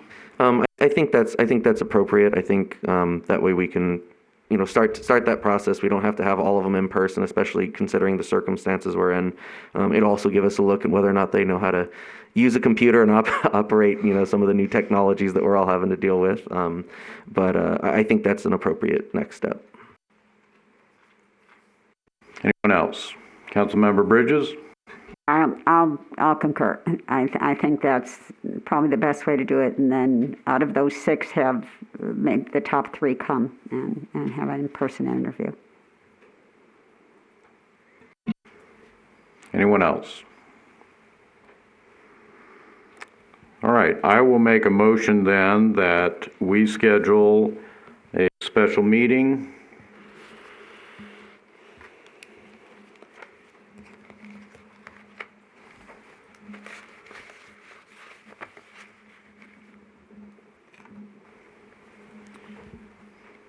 Well, we'll say within the next 2 weeks. Would that be sufficient time, Ms. McKee? Yes, the only thing would be, do you want another reference check, or do you want to just stick with the 2 that we have for each of them? So, reference meaning? One of their references. We have 2 of their references now, which most, like I mentioned during the process, most of them are very positive for them. What we do is we typically have 2 reference checks done prior to me coming here, so we can discuss those with you. And then we can either not do another one or do one more.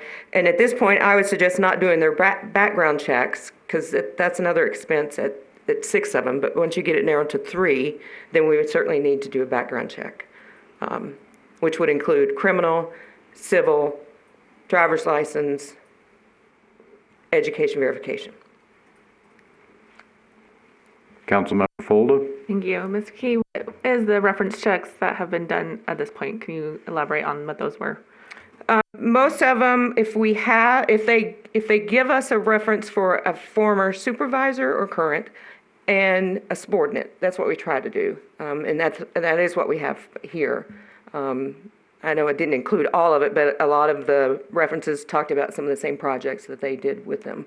And so we would then do just another one that they had on their list. We have them provide 5 references, and then, like I said, we try to do those first 2, and then as part of this process, you can have another one done, or you can choose not to have another one done. That would be up to you. And then the other thing we would do would be background checks. So they provided you 2 references, and you verified those. Is that the process that's happened so far? Okay, thank you. Other questions or comments? Councilmember Bridges? Yeah, and this may be kind of late in this process of going through the names. You said most of them are positive. Were any of them not positive? There were a couple that didn't elaborate a whole lot, and that usually gives me pause. When they just give a straight answer to the question, they don't go into a lot of detail, that gives me pause. Okay. And candidate Oman had a couple of those. Oh, okay. Great, thank you. Anyone else? Well, what would your recommendation be, Ms. McKee? Again, we've not had the benefit of looking at all of that information with regard to references and all. Do you believe another reference check is necessary? And if so, how long would that take? No, I think what we could do is wait until you narrow it down further, and then we could do one then for however many that is, and then do their background checks. And then that allows you to set the meeting whenever you want, because we won't need to do anything with the candidates other than schedule it. Okay, do you believe 2 weeks would be sufficient time? Yes. Thank you. Then I will continue with the motion. We will schedule another special meeting in 2 weeks to conduct video interviews with the top 6 candidates, which would be Mr. Nuremberg, Mr. Tedder, Mr. Reese, Mr. Lavick, Mr. Dickey, and Ms. Brown.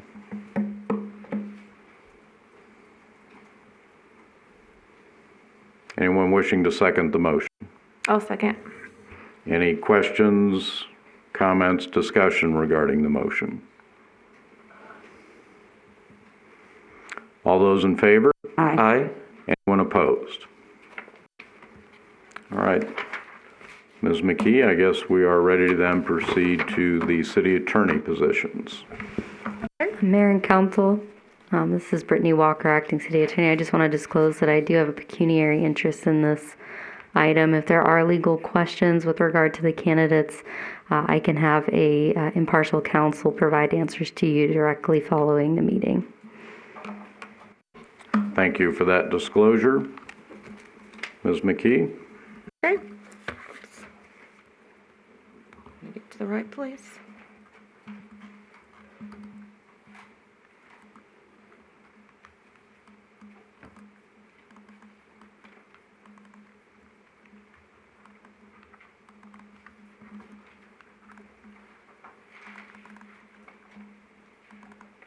Okay. All right, so candidate Cobb. Very interesting name. He's Ty Cobb. So he talked about he is just doing his own business right now. He's done a lot of managing contracts. He's done some acquisition and sales. He even mentioned he wrote a novel last year and was published. I didn't get the name of it, so I can't tell you any more about that.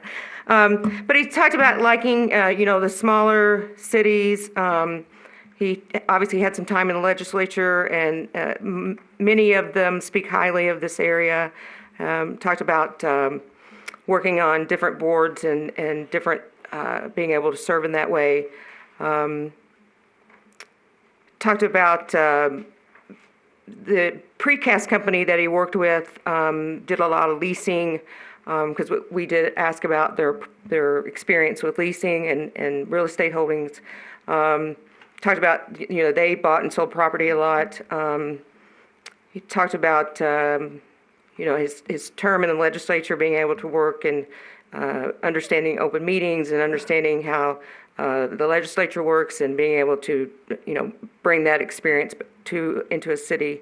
Talked about, obviously part of the management team when he was at Jensen, worked with the CEO and the COO, similar to what he would do here with the manager and the council. Talked about, building consensus and working collaboratively with the department heads. Talked about being able to manage budgets and use those. He has a daughter's going to graduate in a couple of years, and so they want to move somewhere else. And, he doesn't have a lot of direct community experience, has some criminal experience, understands, working with a team and collaboratively. I will say, again, very straightforward with his answers. The interview took about 20 minutes. And so, that always gives me pause when people don't elaborate, although I know attorneys are pretty good at not elaborating sometimes. But, that's the only thing that kind of gave me pause with him. Any questions?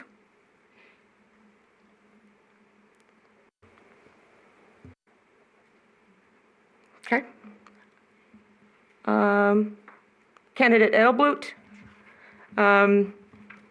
Again, not much or any really municipal experience. He talks about he's been waiting for an open position to open up. When he previously worked, I think that was his internship, was it with a municipality. But anyway, the first firm that he had worked with a lot of senators. He was born in Green Valley, so he likes this area. He talked about remembering going to art festivals as a child here and stuff. So loves their parks and starts. They'd even started looking for houses in the area. So talked about mainly what he's doing now is business litigation and contract disputes, employee disputes. He has had work with some clients with some zoning issues and eminent domain, and so he's had, works with the cities and the counties where those places take place.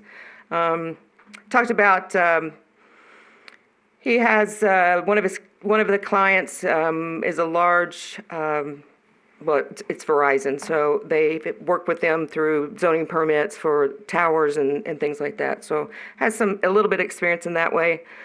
Talked about, he is currently serving on the United States Civil Rights Committee for Nevada.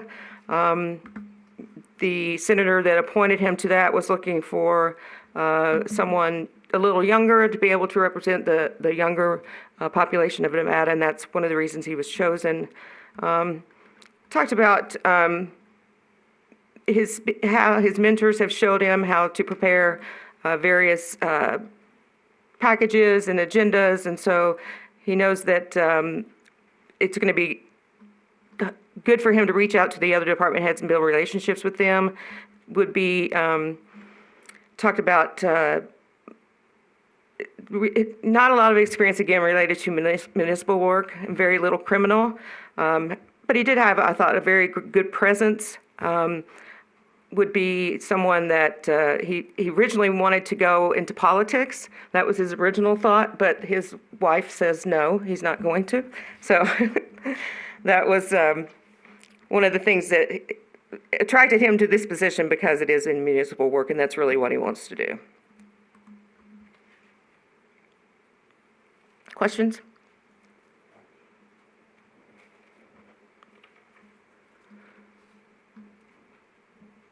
Okay. Candidate George, although he does try to emphasize some municipal experience on his resume, I don't think it's really there.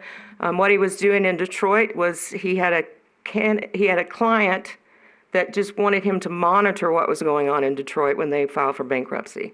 So I don't know if that client had potential claim or what it was, but he really wasn't involved in the public finance part of it. Talked about, he does have a wide variety of background. Talked about working at a wind farm in North Dakota when he was there. Trained, has done a lot of technology projects in the past, and he related that to the solar here in Boulder City. Talked about when he did work with the senator, with the city, because they wanted to, they had to work with the cities because they had to approve the ordinances that were going to be related to the legislation that was going to go through. So in that regard, he has worked with cities and has written ordinances for them to pass, but really related to what's happening on the legislature side. So talked about, he's managed a couple other different practices within his time frame that had up to 270 cases. And so, he wanted to talk about how much experience he had, and he has, but talked about being able to work with department heads and methods of communication that he would use to establish, communication very quickly with them. He's been wanting to move to Boulder City for a long time. He talked about not really liking Vegas at all, and so that's one of the things he's actually talked about. When he interviewed with me, he was in Boulder City. I'm not sure, we didn't say where he was, but he was here. So again, not much really on the municipal side of experience. Question?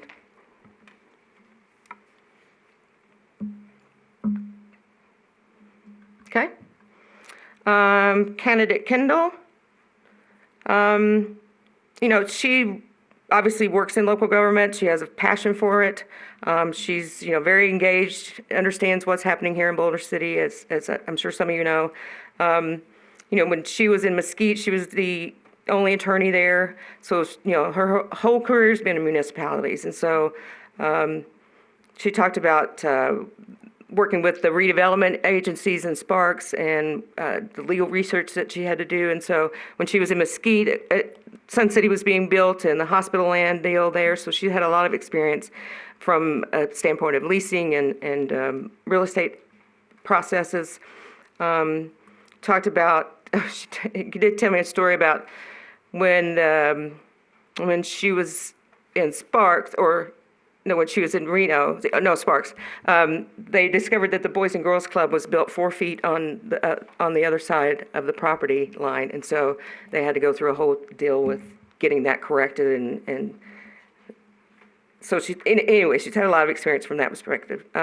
Understands, her role from a policy standpoint is being able to advise council on various legal matters. One of the things she does during legislative session is provides a weekly update to the council as to what's going on, what's passing, what's not passing, what's down the pike, those types of things. So keeps them up to date on that prospect.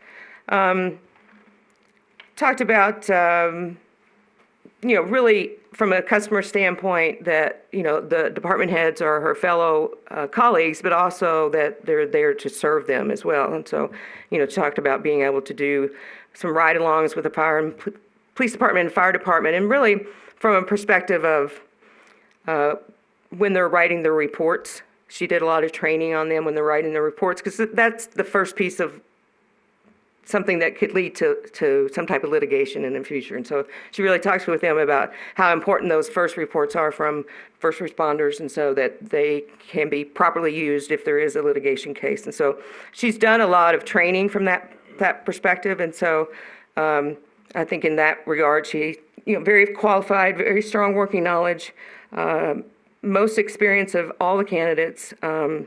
So any questions there?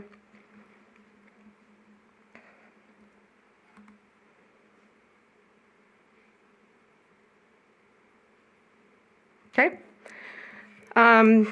Candidate Paget, currently at UNLV and has had experience at Clark County, and so does have some good municipal background. He talked about he's built his entire career around wanting to be a municipal attorney for a city. Talked about growing up in a small town in Henderson, and wanting his children to grow up in a smaller town like this. Talked about working on, and when he was at Driggs, working on some large land deals there for a master plan community and developer, and so has had some good real estate background as well. In Clark County, he was talking about from a perspective of solar farms, really working with them on air quality issues and how that's important for the community to be aware of, and those types of things. In Clark County, he provided the agenda items, would brief the council on anything that was coming up, understanding from a political side of things how things work and how he needed to be there to advise them. UNLV, he's done a lot of work with the university on building projects that they've got there, and so again, from a land perspective and real estate perspective, he's had a lot of experience in that area. Talked about they did a lot of conservation districts when he was in Clark, and how to meet the state requirements for that, and in that talking about getting to know the department heads and being there to help them. He's tried to, obtain as much municipal experience as possible. So he's had some, and again, wants to be on the city side of things. Question?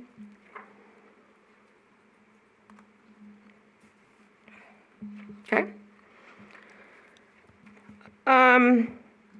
Candidate Smith has had some, works primarily for the district attorney's office, and so has had some experience in that regard. Talked about knowing a lot of people here in Boulder City, would like to move here. When he's at the district, he talked about, they have powers over the local government, so, dealing with the boards there as well, and that type of organization, has had some experience there. Talked about being able to understand open meetings law and being able to, not substitute knowledge for experience and looking at it from that perspective. Talks about handling, working with, if they're outside counsel, he's had to work with them on setting budgets and staying within those budgets. Talked about when he was in Arizona and working with Maricopa County and a couple of the other issues he had to deal there, and being able to build relationships with, other departments and understand how they work, and talked about working with even the prosecutor here a couple of times, and so he's had some experience. Can I interrupt real fast? Sorry, Put I think we're on the wrong candidate, Smith. You introduced Megan Smith, but then you started, I think, talking about Stephen Smith. No, this is Stephen Smith. Sorry. So Sorry. hold on. I forgot we had two. Okay. Sorry. He's had experience on both sides of the table, I guess. He's been in private practice and been in public practice. Seems to have a good working knowledge of the area. Has experience at the power company when he worked there, so kind of understands that a little bit. So from that perspective, I mean, he has some good experience. Questions?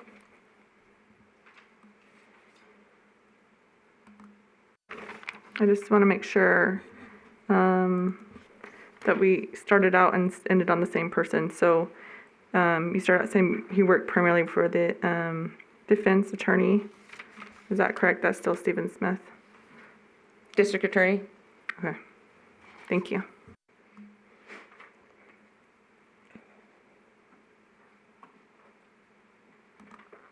Okay. Megan Smith.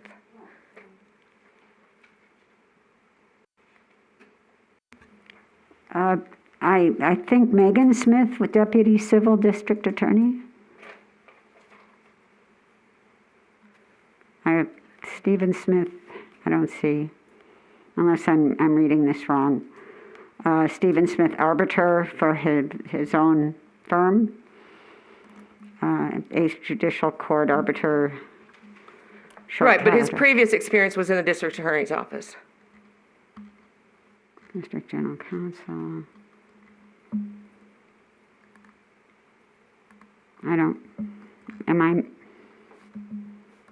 Eighth Judicial Court, Health District, his own law office, industrial relations.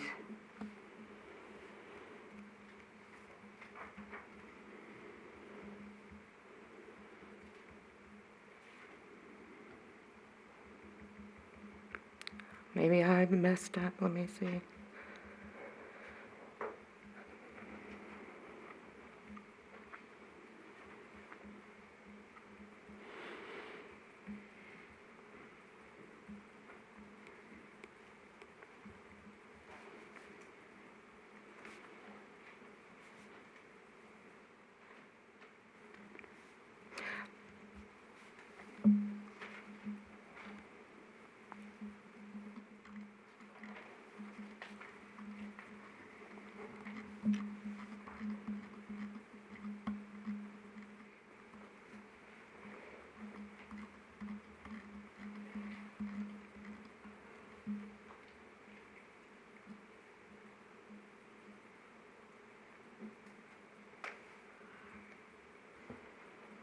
I think where I messed up was we're talking about the Southern Nevada Health District. Okay. So that district's office. So I think that was what was in my notes, and I probably said district attorney and shouldn't have. So I apologize.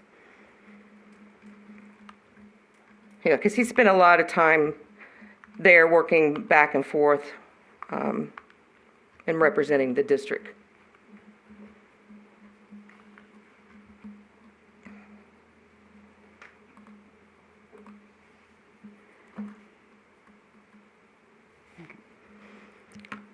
Okay, so Megan Smith. She talked about what she's primarily doing now is they've created another judge position there, and so she's really more on the administrative side of trying to set that up and getting what that judge needs, and working on opinions and orders for cases. Mostly, she talked about they do a lot of juvenile cases and welfare cases for juveniles. So working with the judge and with the county commissioners. She said they did a few adult misdemeanors and a couple of civil cases. She talked about where she is now is so remote that she wants to, get to a place where she doesn't have to drive an hour to get to the grocery store, those types of things. And so that's one of the reasons that she's looking, and she's wanted to be a city attorney. That's where she was working toward.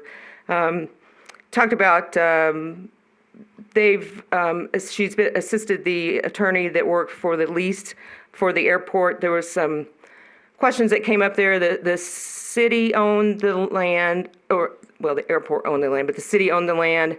And then on that land, they built like a strip mall that had businesses in it. And so they were trying to get taxed based upon being on city property, but obviously that was not the case. And so they worked through a whole process there with that. Talked about when she was in Michigan, she did do a lot of zoning questions for property there, and has done some landlord-tenant stuff in Nevada issues, so has some experience in that regard. She does, if the county attorney cannot come, then she would be the one that would go to meet with county commissioners and sat in his place a couple of times. She does respond to some of the motions before the court and does a lot of research, especially related to and she talks about some of the juvenile laws because they kind of change often, and making sure that what the officers are doing is current law, and so doing a lot of research on that. Talked about working with the department heads and giving them information, what she does now, making sure that, the thing she talks about is making sure that all the information that the council would need to make a decision is there. Talked about, some of the training that she's done, again, with the juvenile probation is something that they're trying to stay on top of because they don't want to be out of compliance, because that could quickly lead to another lawsuit in that regard. So, talked about being able to work with other entities and help them understand legal issues. Back when she was a clerk, she was the senior law clerk, and so she was providing advice to some of the other law clerks and assisting them. And talked about creating some templates that they could use to put ordinances together and that type of thing. So, any questions there? Ms. McKee, I do have a question regarding something in her cover letter where she states that prior to October 2019, all of her work was under a limited practice license, which allowed me to work as a licensed Nevada attorney. This was available to her because she was a member of the bar in North Carolina and Michigan. And then making the statement that then satisfies the Boulder City Charter requirement. That charter requirement is the city attorney shall be an attorney at law, admitted to practice before the Supreme Court of the state of Nevada, who has been in actual practice of law in the state of Nevada for at least 3 years preceding this appointment. If practicable, the council shall appoint an attorney who has had special training or experience in municipal corporation law. Was there any verification that you were able to do that this licensing arrangement that she had would allow her to practice before the Supreme Court? I did not do any verification, but she was asked the question, did she meet that qualification? And her answer was yes. Okay, but stating that she had been practicing under this reciprocal agreement, I'm not familiar with what that is, or if that allows her to do certain types of legal work, but does it qualify to practice before the Supreme Court of the state? Like I said, we didn't verify that, but she was asked the question. I stated it exactly how it was written in the charter, and her answer was yes. Okay, thank you. Again, I think we would need some type of verification. I would need that because I'm not familiar with the licensing that occurs under these type of reciprocal agreements. Right. Thank you.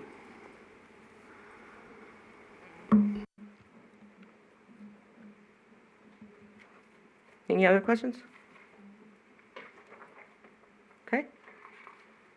Candidate Walker. So we talked about her work at the state legislature. the work she did at Holland and Hart at the state legislature and some public works projects she did. Talked about, working through the open meetings law and understanding those, how the bills affect the RTC, helped draft bills when she was there. She wanted to, she had done some work, as you know, with Holland and Hart, and so they offered her a position when she finished clerking, and then she's done some healthcare and some regulatory work as well. Believes that local government and politics, and so it's a good blend of what her background is and what she wants to do, and she enjoys working on it. She did talk about that she's discovered that a lot of the ordinances are outdated. They need to be, and some of them even unconstitutional, and she's identified some of those areas. And so with her background, she feels like that being able to know how to, drafting the work that you would need in order to change those. Talked about, using her colleagues as a sounding block when issues come up, calling one of them to see if they've had a similar experience and learning from them in that regard. Talked about, so far it's been a great learning experience for her, and wants to put down roots in the community and to stay a long time. Talked about being able to get to know the residents, let them have their input into things, giving staff recommendations, serving as a liaison between staff and council, so that staff, if staff may be working like in a silo, and she would be able to talk to them about, here's what maybe council might be thinking about if you're going to present something to them, and so looking at it from your perspective, and then also keeping you informed of what's coming down the pipeline as well. Talking about presenting to you bi-weekly updates on things or briefings on things, and doing those so that you can discuss those, whether it be an open session or executive session, whatever the case may be. Talking about, giving you rationale, and then, seek your input to what you want to see on the future agendas, if there's something that's affecting Boulder City. Talk about being able to get the proper legal software that she would need in order to keep aware of things and work on things for you.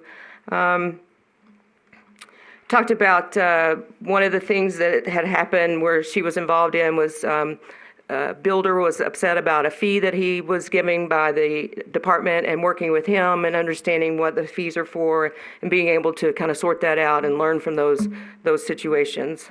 Talked about, really learning a lot of stuff. Talk about understanding how council works, and understanding how the process works for agenda, and being able to make sure that open meetings laws are correct and done right, and things that are from a legal standpoint to be able to do those correctly. And then talk about being able to respect the residents' opinions, being able to work and relate to what the decisions are being made, and being able to, put forth those reasonings to you so that the residents can fully understand it. Questions?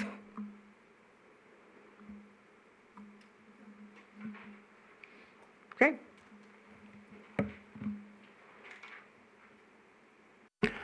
Anyone wish to have time to consider this additional information? Mayor, I would like a few minutes, that additional information. Fine. We will take another 15-minute recess then, while we consider the additional information. Thank you.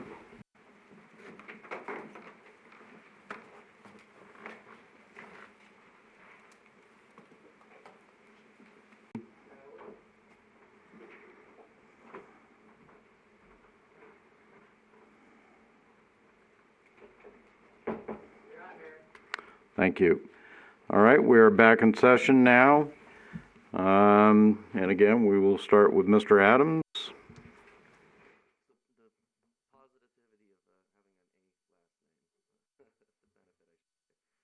No, Actually, it's sitting at that end of the dais, but. All right. So yeah, and going through this, I was, took a lot into consideration, and in just looking through at the qualifications, I have to say, Ms. Walker did absolutely rank at the top for me. Certainly, there's a benefit having had the opportunity to work with her, but I do believe that just the breadth of her experience, I know, it really does provide a lot of benefit to the city, and I think she would have ranked well, regardless of having this opportunity. I know I've been approached by a number of people in the public who just, unsolicited, just to let me know I had my questions or my doubts, but I really think that she's doing a great job there. So she's certainly at the top of my list. The one who came in second was Ms. Kendall. She obviously has a tremendous amount of experience related to this. She was a candidate for the last time the city was in this position. So I think that would be an appropriate to move forward and have further discussions. And then, it started to kind of drop off a little bit as far as, at least with what I was looking for. But Mr. Smith, Stephen F. Smith, I did think, it was obvious that he's had to have a lot of very, a good understanding, especially working with something like the health district. I mean, that's huge. There's a lot that goes into that, and I think that it shows an ability to have a well-rounded perspective on how these different types of issues can address an agency like that has so many different moving parts. So those were my top three that came in. Councilmember Bridges? Well, I'm going to resemble that remark. I would say that if I had to make a decision today, I would certainly want Mrs. Walker to continue on in the job, because I've been really, really impressed. And again, I also agree that if I were just looking at her qualifications, resume, background, experience, which also came through to us when she first was given the opportunity for the job of acting city attorney, absolutely. Number two was also Christy Kendall, only because I've heard her name bantered around, and I'd be really interested in interviewing her and hearing her be interviewed. But the person that there is behind the story and behind the qualification, she's absolutely a qualified candidate, in my opinion. And then 3 and 4 were about equal between Patchett and Stephen Smith. Those were people who had a municipal background, familiar with lands and environment, purchasing contracts. The only thing I would say about Mr. Smith is, if you're going to submit a resume for a position like this, you better make sure that your equal signs are not your apostrophes and your dollar signs are not your quotation marks. So if I know it's a little thing, but to me that kind of position requires diligence in evaluating the little things. So that's where I am. Councilmember Hoskins. Thank you. My number one choice would be also number 8, Ms. Walker. These interim appointments are very good for the city, and we get to see how the person performs, and they get to determine if they want to keep performing with us. She has been on-the-spot attorney, providing advice immediately in the council meetings. She does her research, and she comes prepared to the meetings. If she needs more time to research, she does not hesitate to say that versus providing us with incorrect or misleading information. This is refreshing and assuring. She is well versed on the Nevada revised statutes and codes, which is vital to the city. I was impressed that she had knowledge of and was involved in Bill 287, which assisted access to the public roads, and Bill 399 was the infrastructure project. I believe that she would be an asset, and she has proven herself.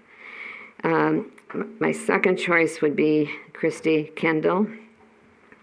She seems well qualified. answer that she gave to number 11 is noteworthy. She is honest and she explained. And thank you.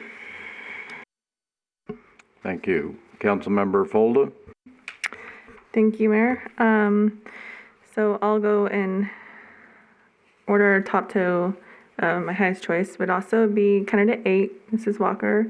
In the short time that we've had to work with Mrs. Walker, I found her to be very willing to learn, being willing to listen to not only the council, but other department heads and the public as well.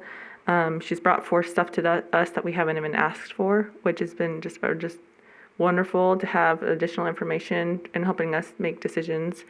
And just really working with the community has been impressive. The next would also be Krista Kendall as far as experience. She's probably the most experienced of all the candidates in her municipal work. And then from there, it's kind of a tie between candidates 2, 5, and 6.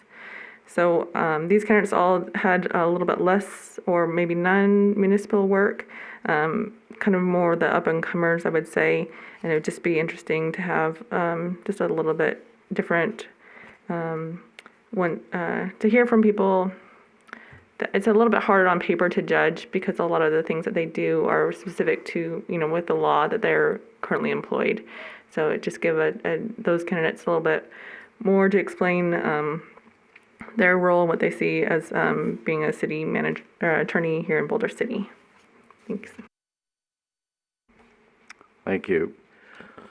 One of the things I look at for all candidates is we've established a salary range that was included in the brochure for the positions. And 3 of these candidates had salaries posted outside that range or above that range. So that is a concern to me.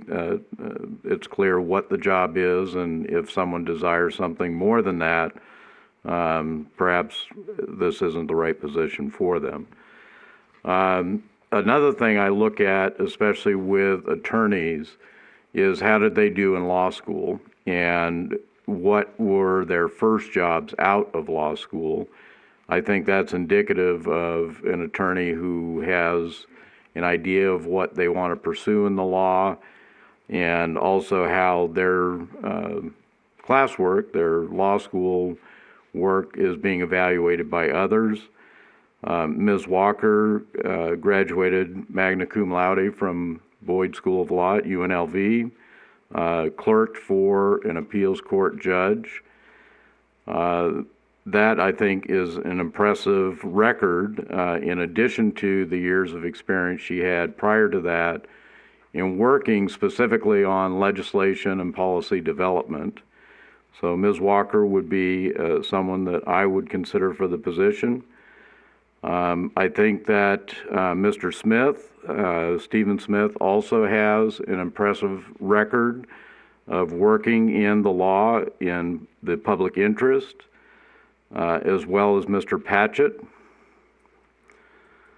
Mr. Patchett's career has taken him to be counsel at UNLV.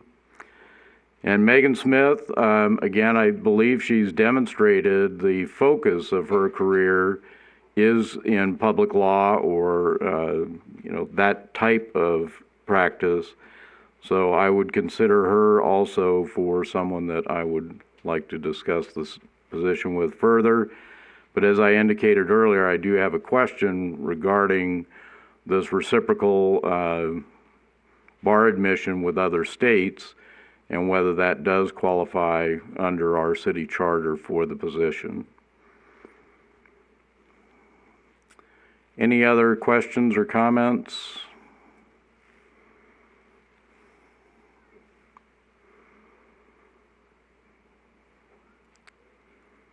We'll give Ms. McKee a moment to tabulate.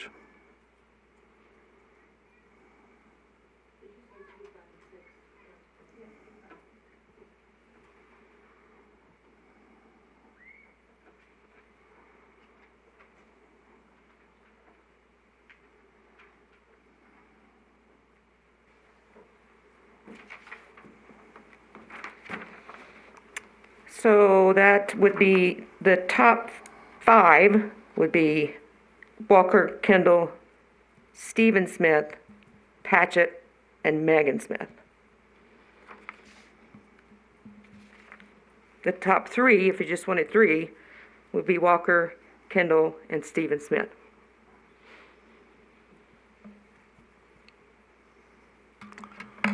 Any discussion on the number that we would like to go with? Councilmember Bridges? Yeah, I guess my personal opinion is with the strength of the conviction about the top 3, I would just be interested personally in interviewing the top 3. Anyone else? Councilmember Adams? I wouldn't be opposed to either. I do think that certainly this is a next step to get to know them a little bit more. So I'm not sure that we need to cut it down to just the top 3 right now, because it's I know Patchett and Megan Smith didn't necessarily make my top rankings. I'm not opposed to if other members of council here do think that they would like to review their or further this a little bit. I don't want to stop that conversation from happening either. So I could be happy with either way. I just want to make sure we get the best candidates and get the best people in here. I think it's obvious though that at the top of the ticket, there is certainly a consensus there. Thank you. Anyone else?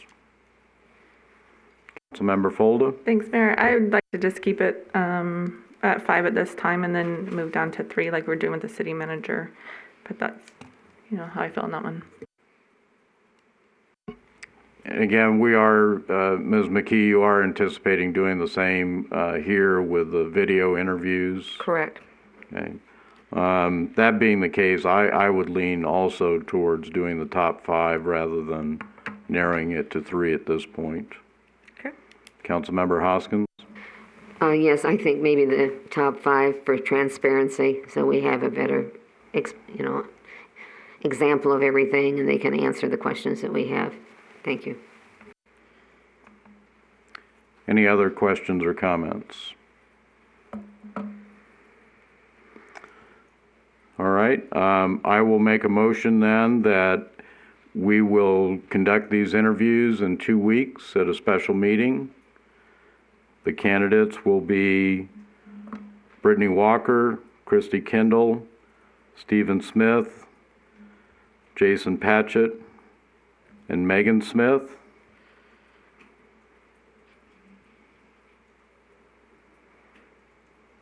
Second. Any discussion? All those in favor? Aye.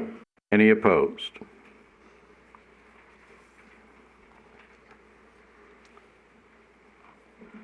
All right, that then brings us to our second item on the agenda, which is our final public comment period. And again, Ms. McKee, thank you very much for the additional information and helping us with this process. Again, the 2 weeks for the special meeting, you believe that's adequate time? Sure, yeah. All right. The only thing we need to discuss are questions. So in the packet, I included like sample questions within categories. The question would be, am I missing a category that you want to ask a question about?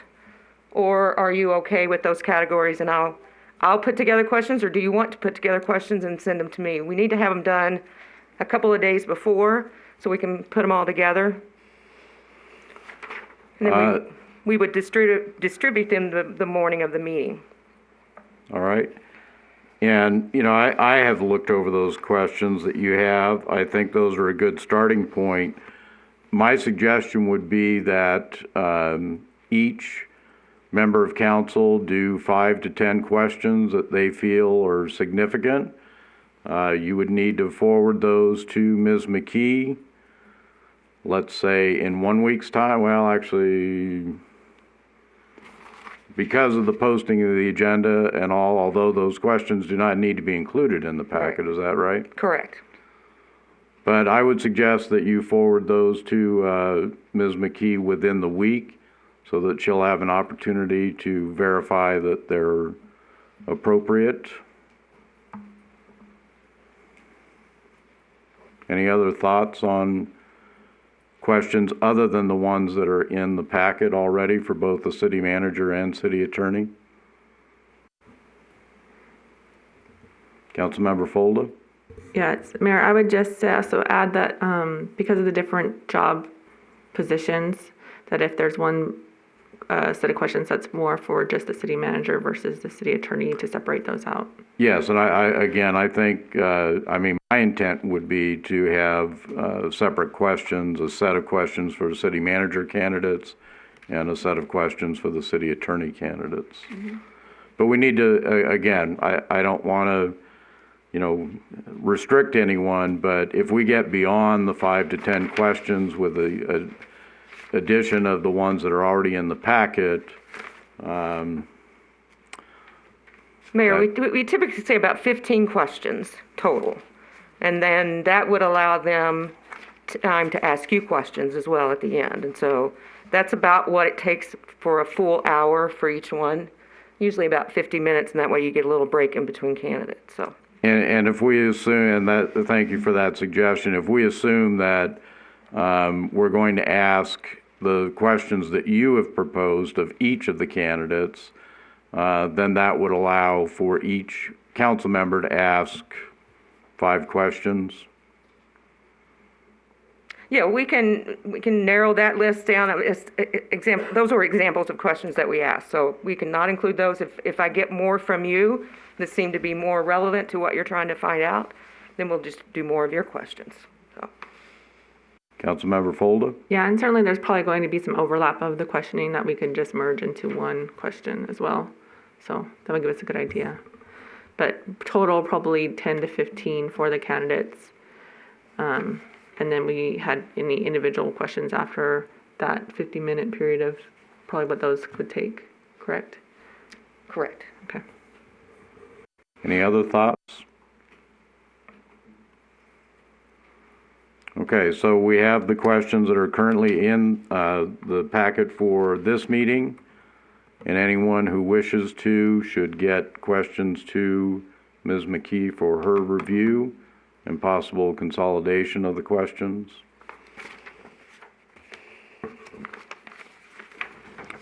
Do we need a motion? Okay, again, thank you, Ms. McKee.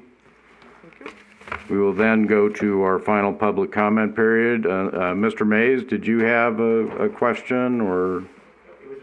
Okay, thank you. We've already covered that then. All right, the final public comment period. Each person has up to 5 minutes to speak. Comments made during this period may be on any subject. Anyone wishing to call in with their comment, the phone number is 702-589-9629. Comments are limited to 5 minutes, and as always, please be civil and concise with your comments. Thank you.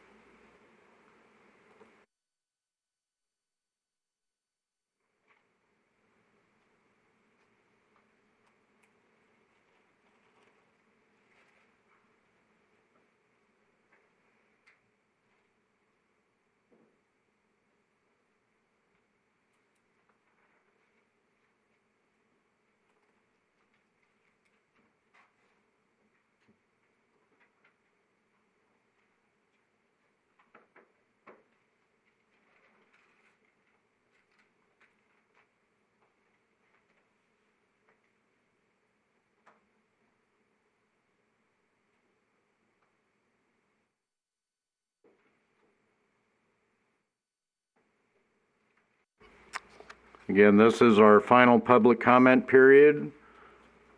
Anyone wishing to speak, please call 702-589-9629.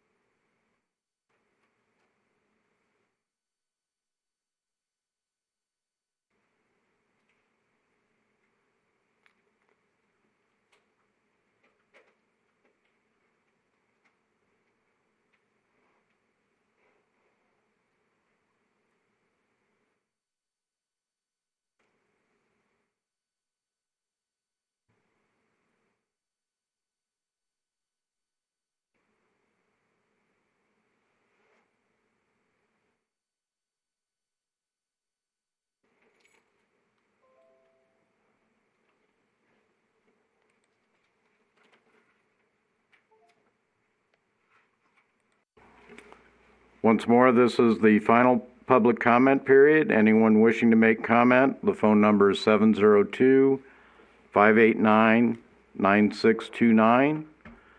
And Madam City Clerk, did we have any emails or voicemails for the final public comment? No further. Thank you.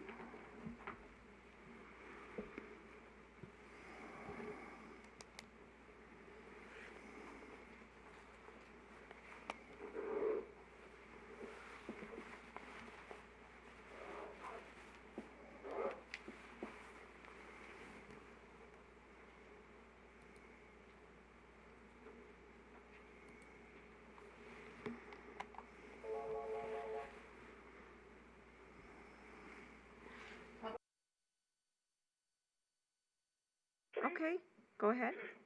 All right, this is Judy DeShane. I see the question about communication and the council not being surprised when something shows up in the paper. I don't know how you want to phrase the question, but it seems like the last, actually, 7 or 8 months, everything, well, actually about a year and a half, it seems like everything's trial by fire in the newspaper and on social media. So however you phrase it, I think it's best to make sure that this does not continue to happen. I have found it very upsetting to see these kinds of things in the paper, and it always seems to be a one-sided issue. So thank you. Thank you. The phone line is available. This is our final public comment period. The phone number is 702-589-9629.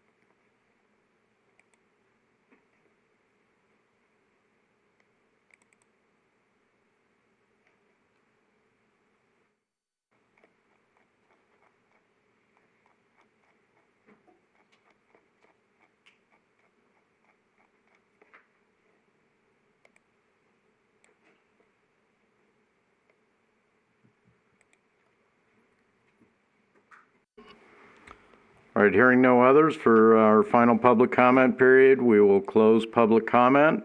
Again, thank you all for participating in the meeting, and we are adjourned.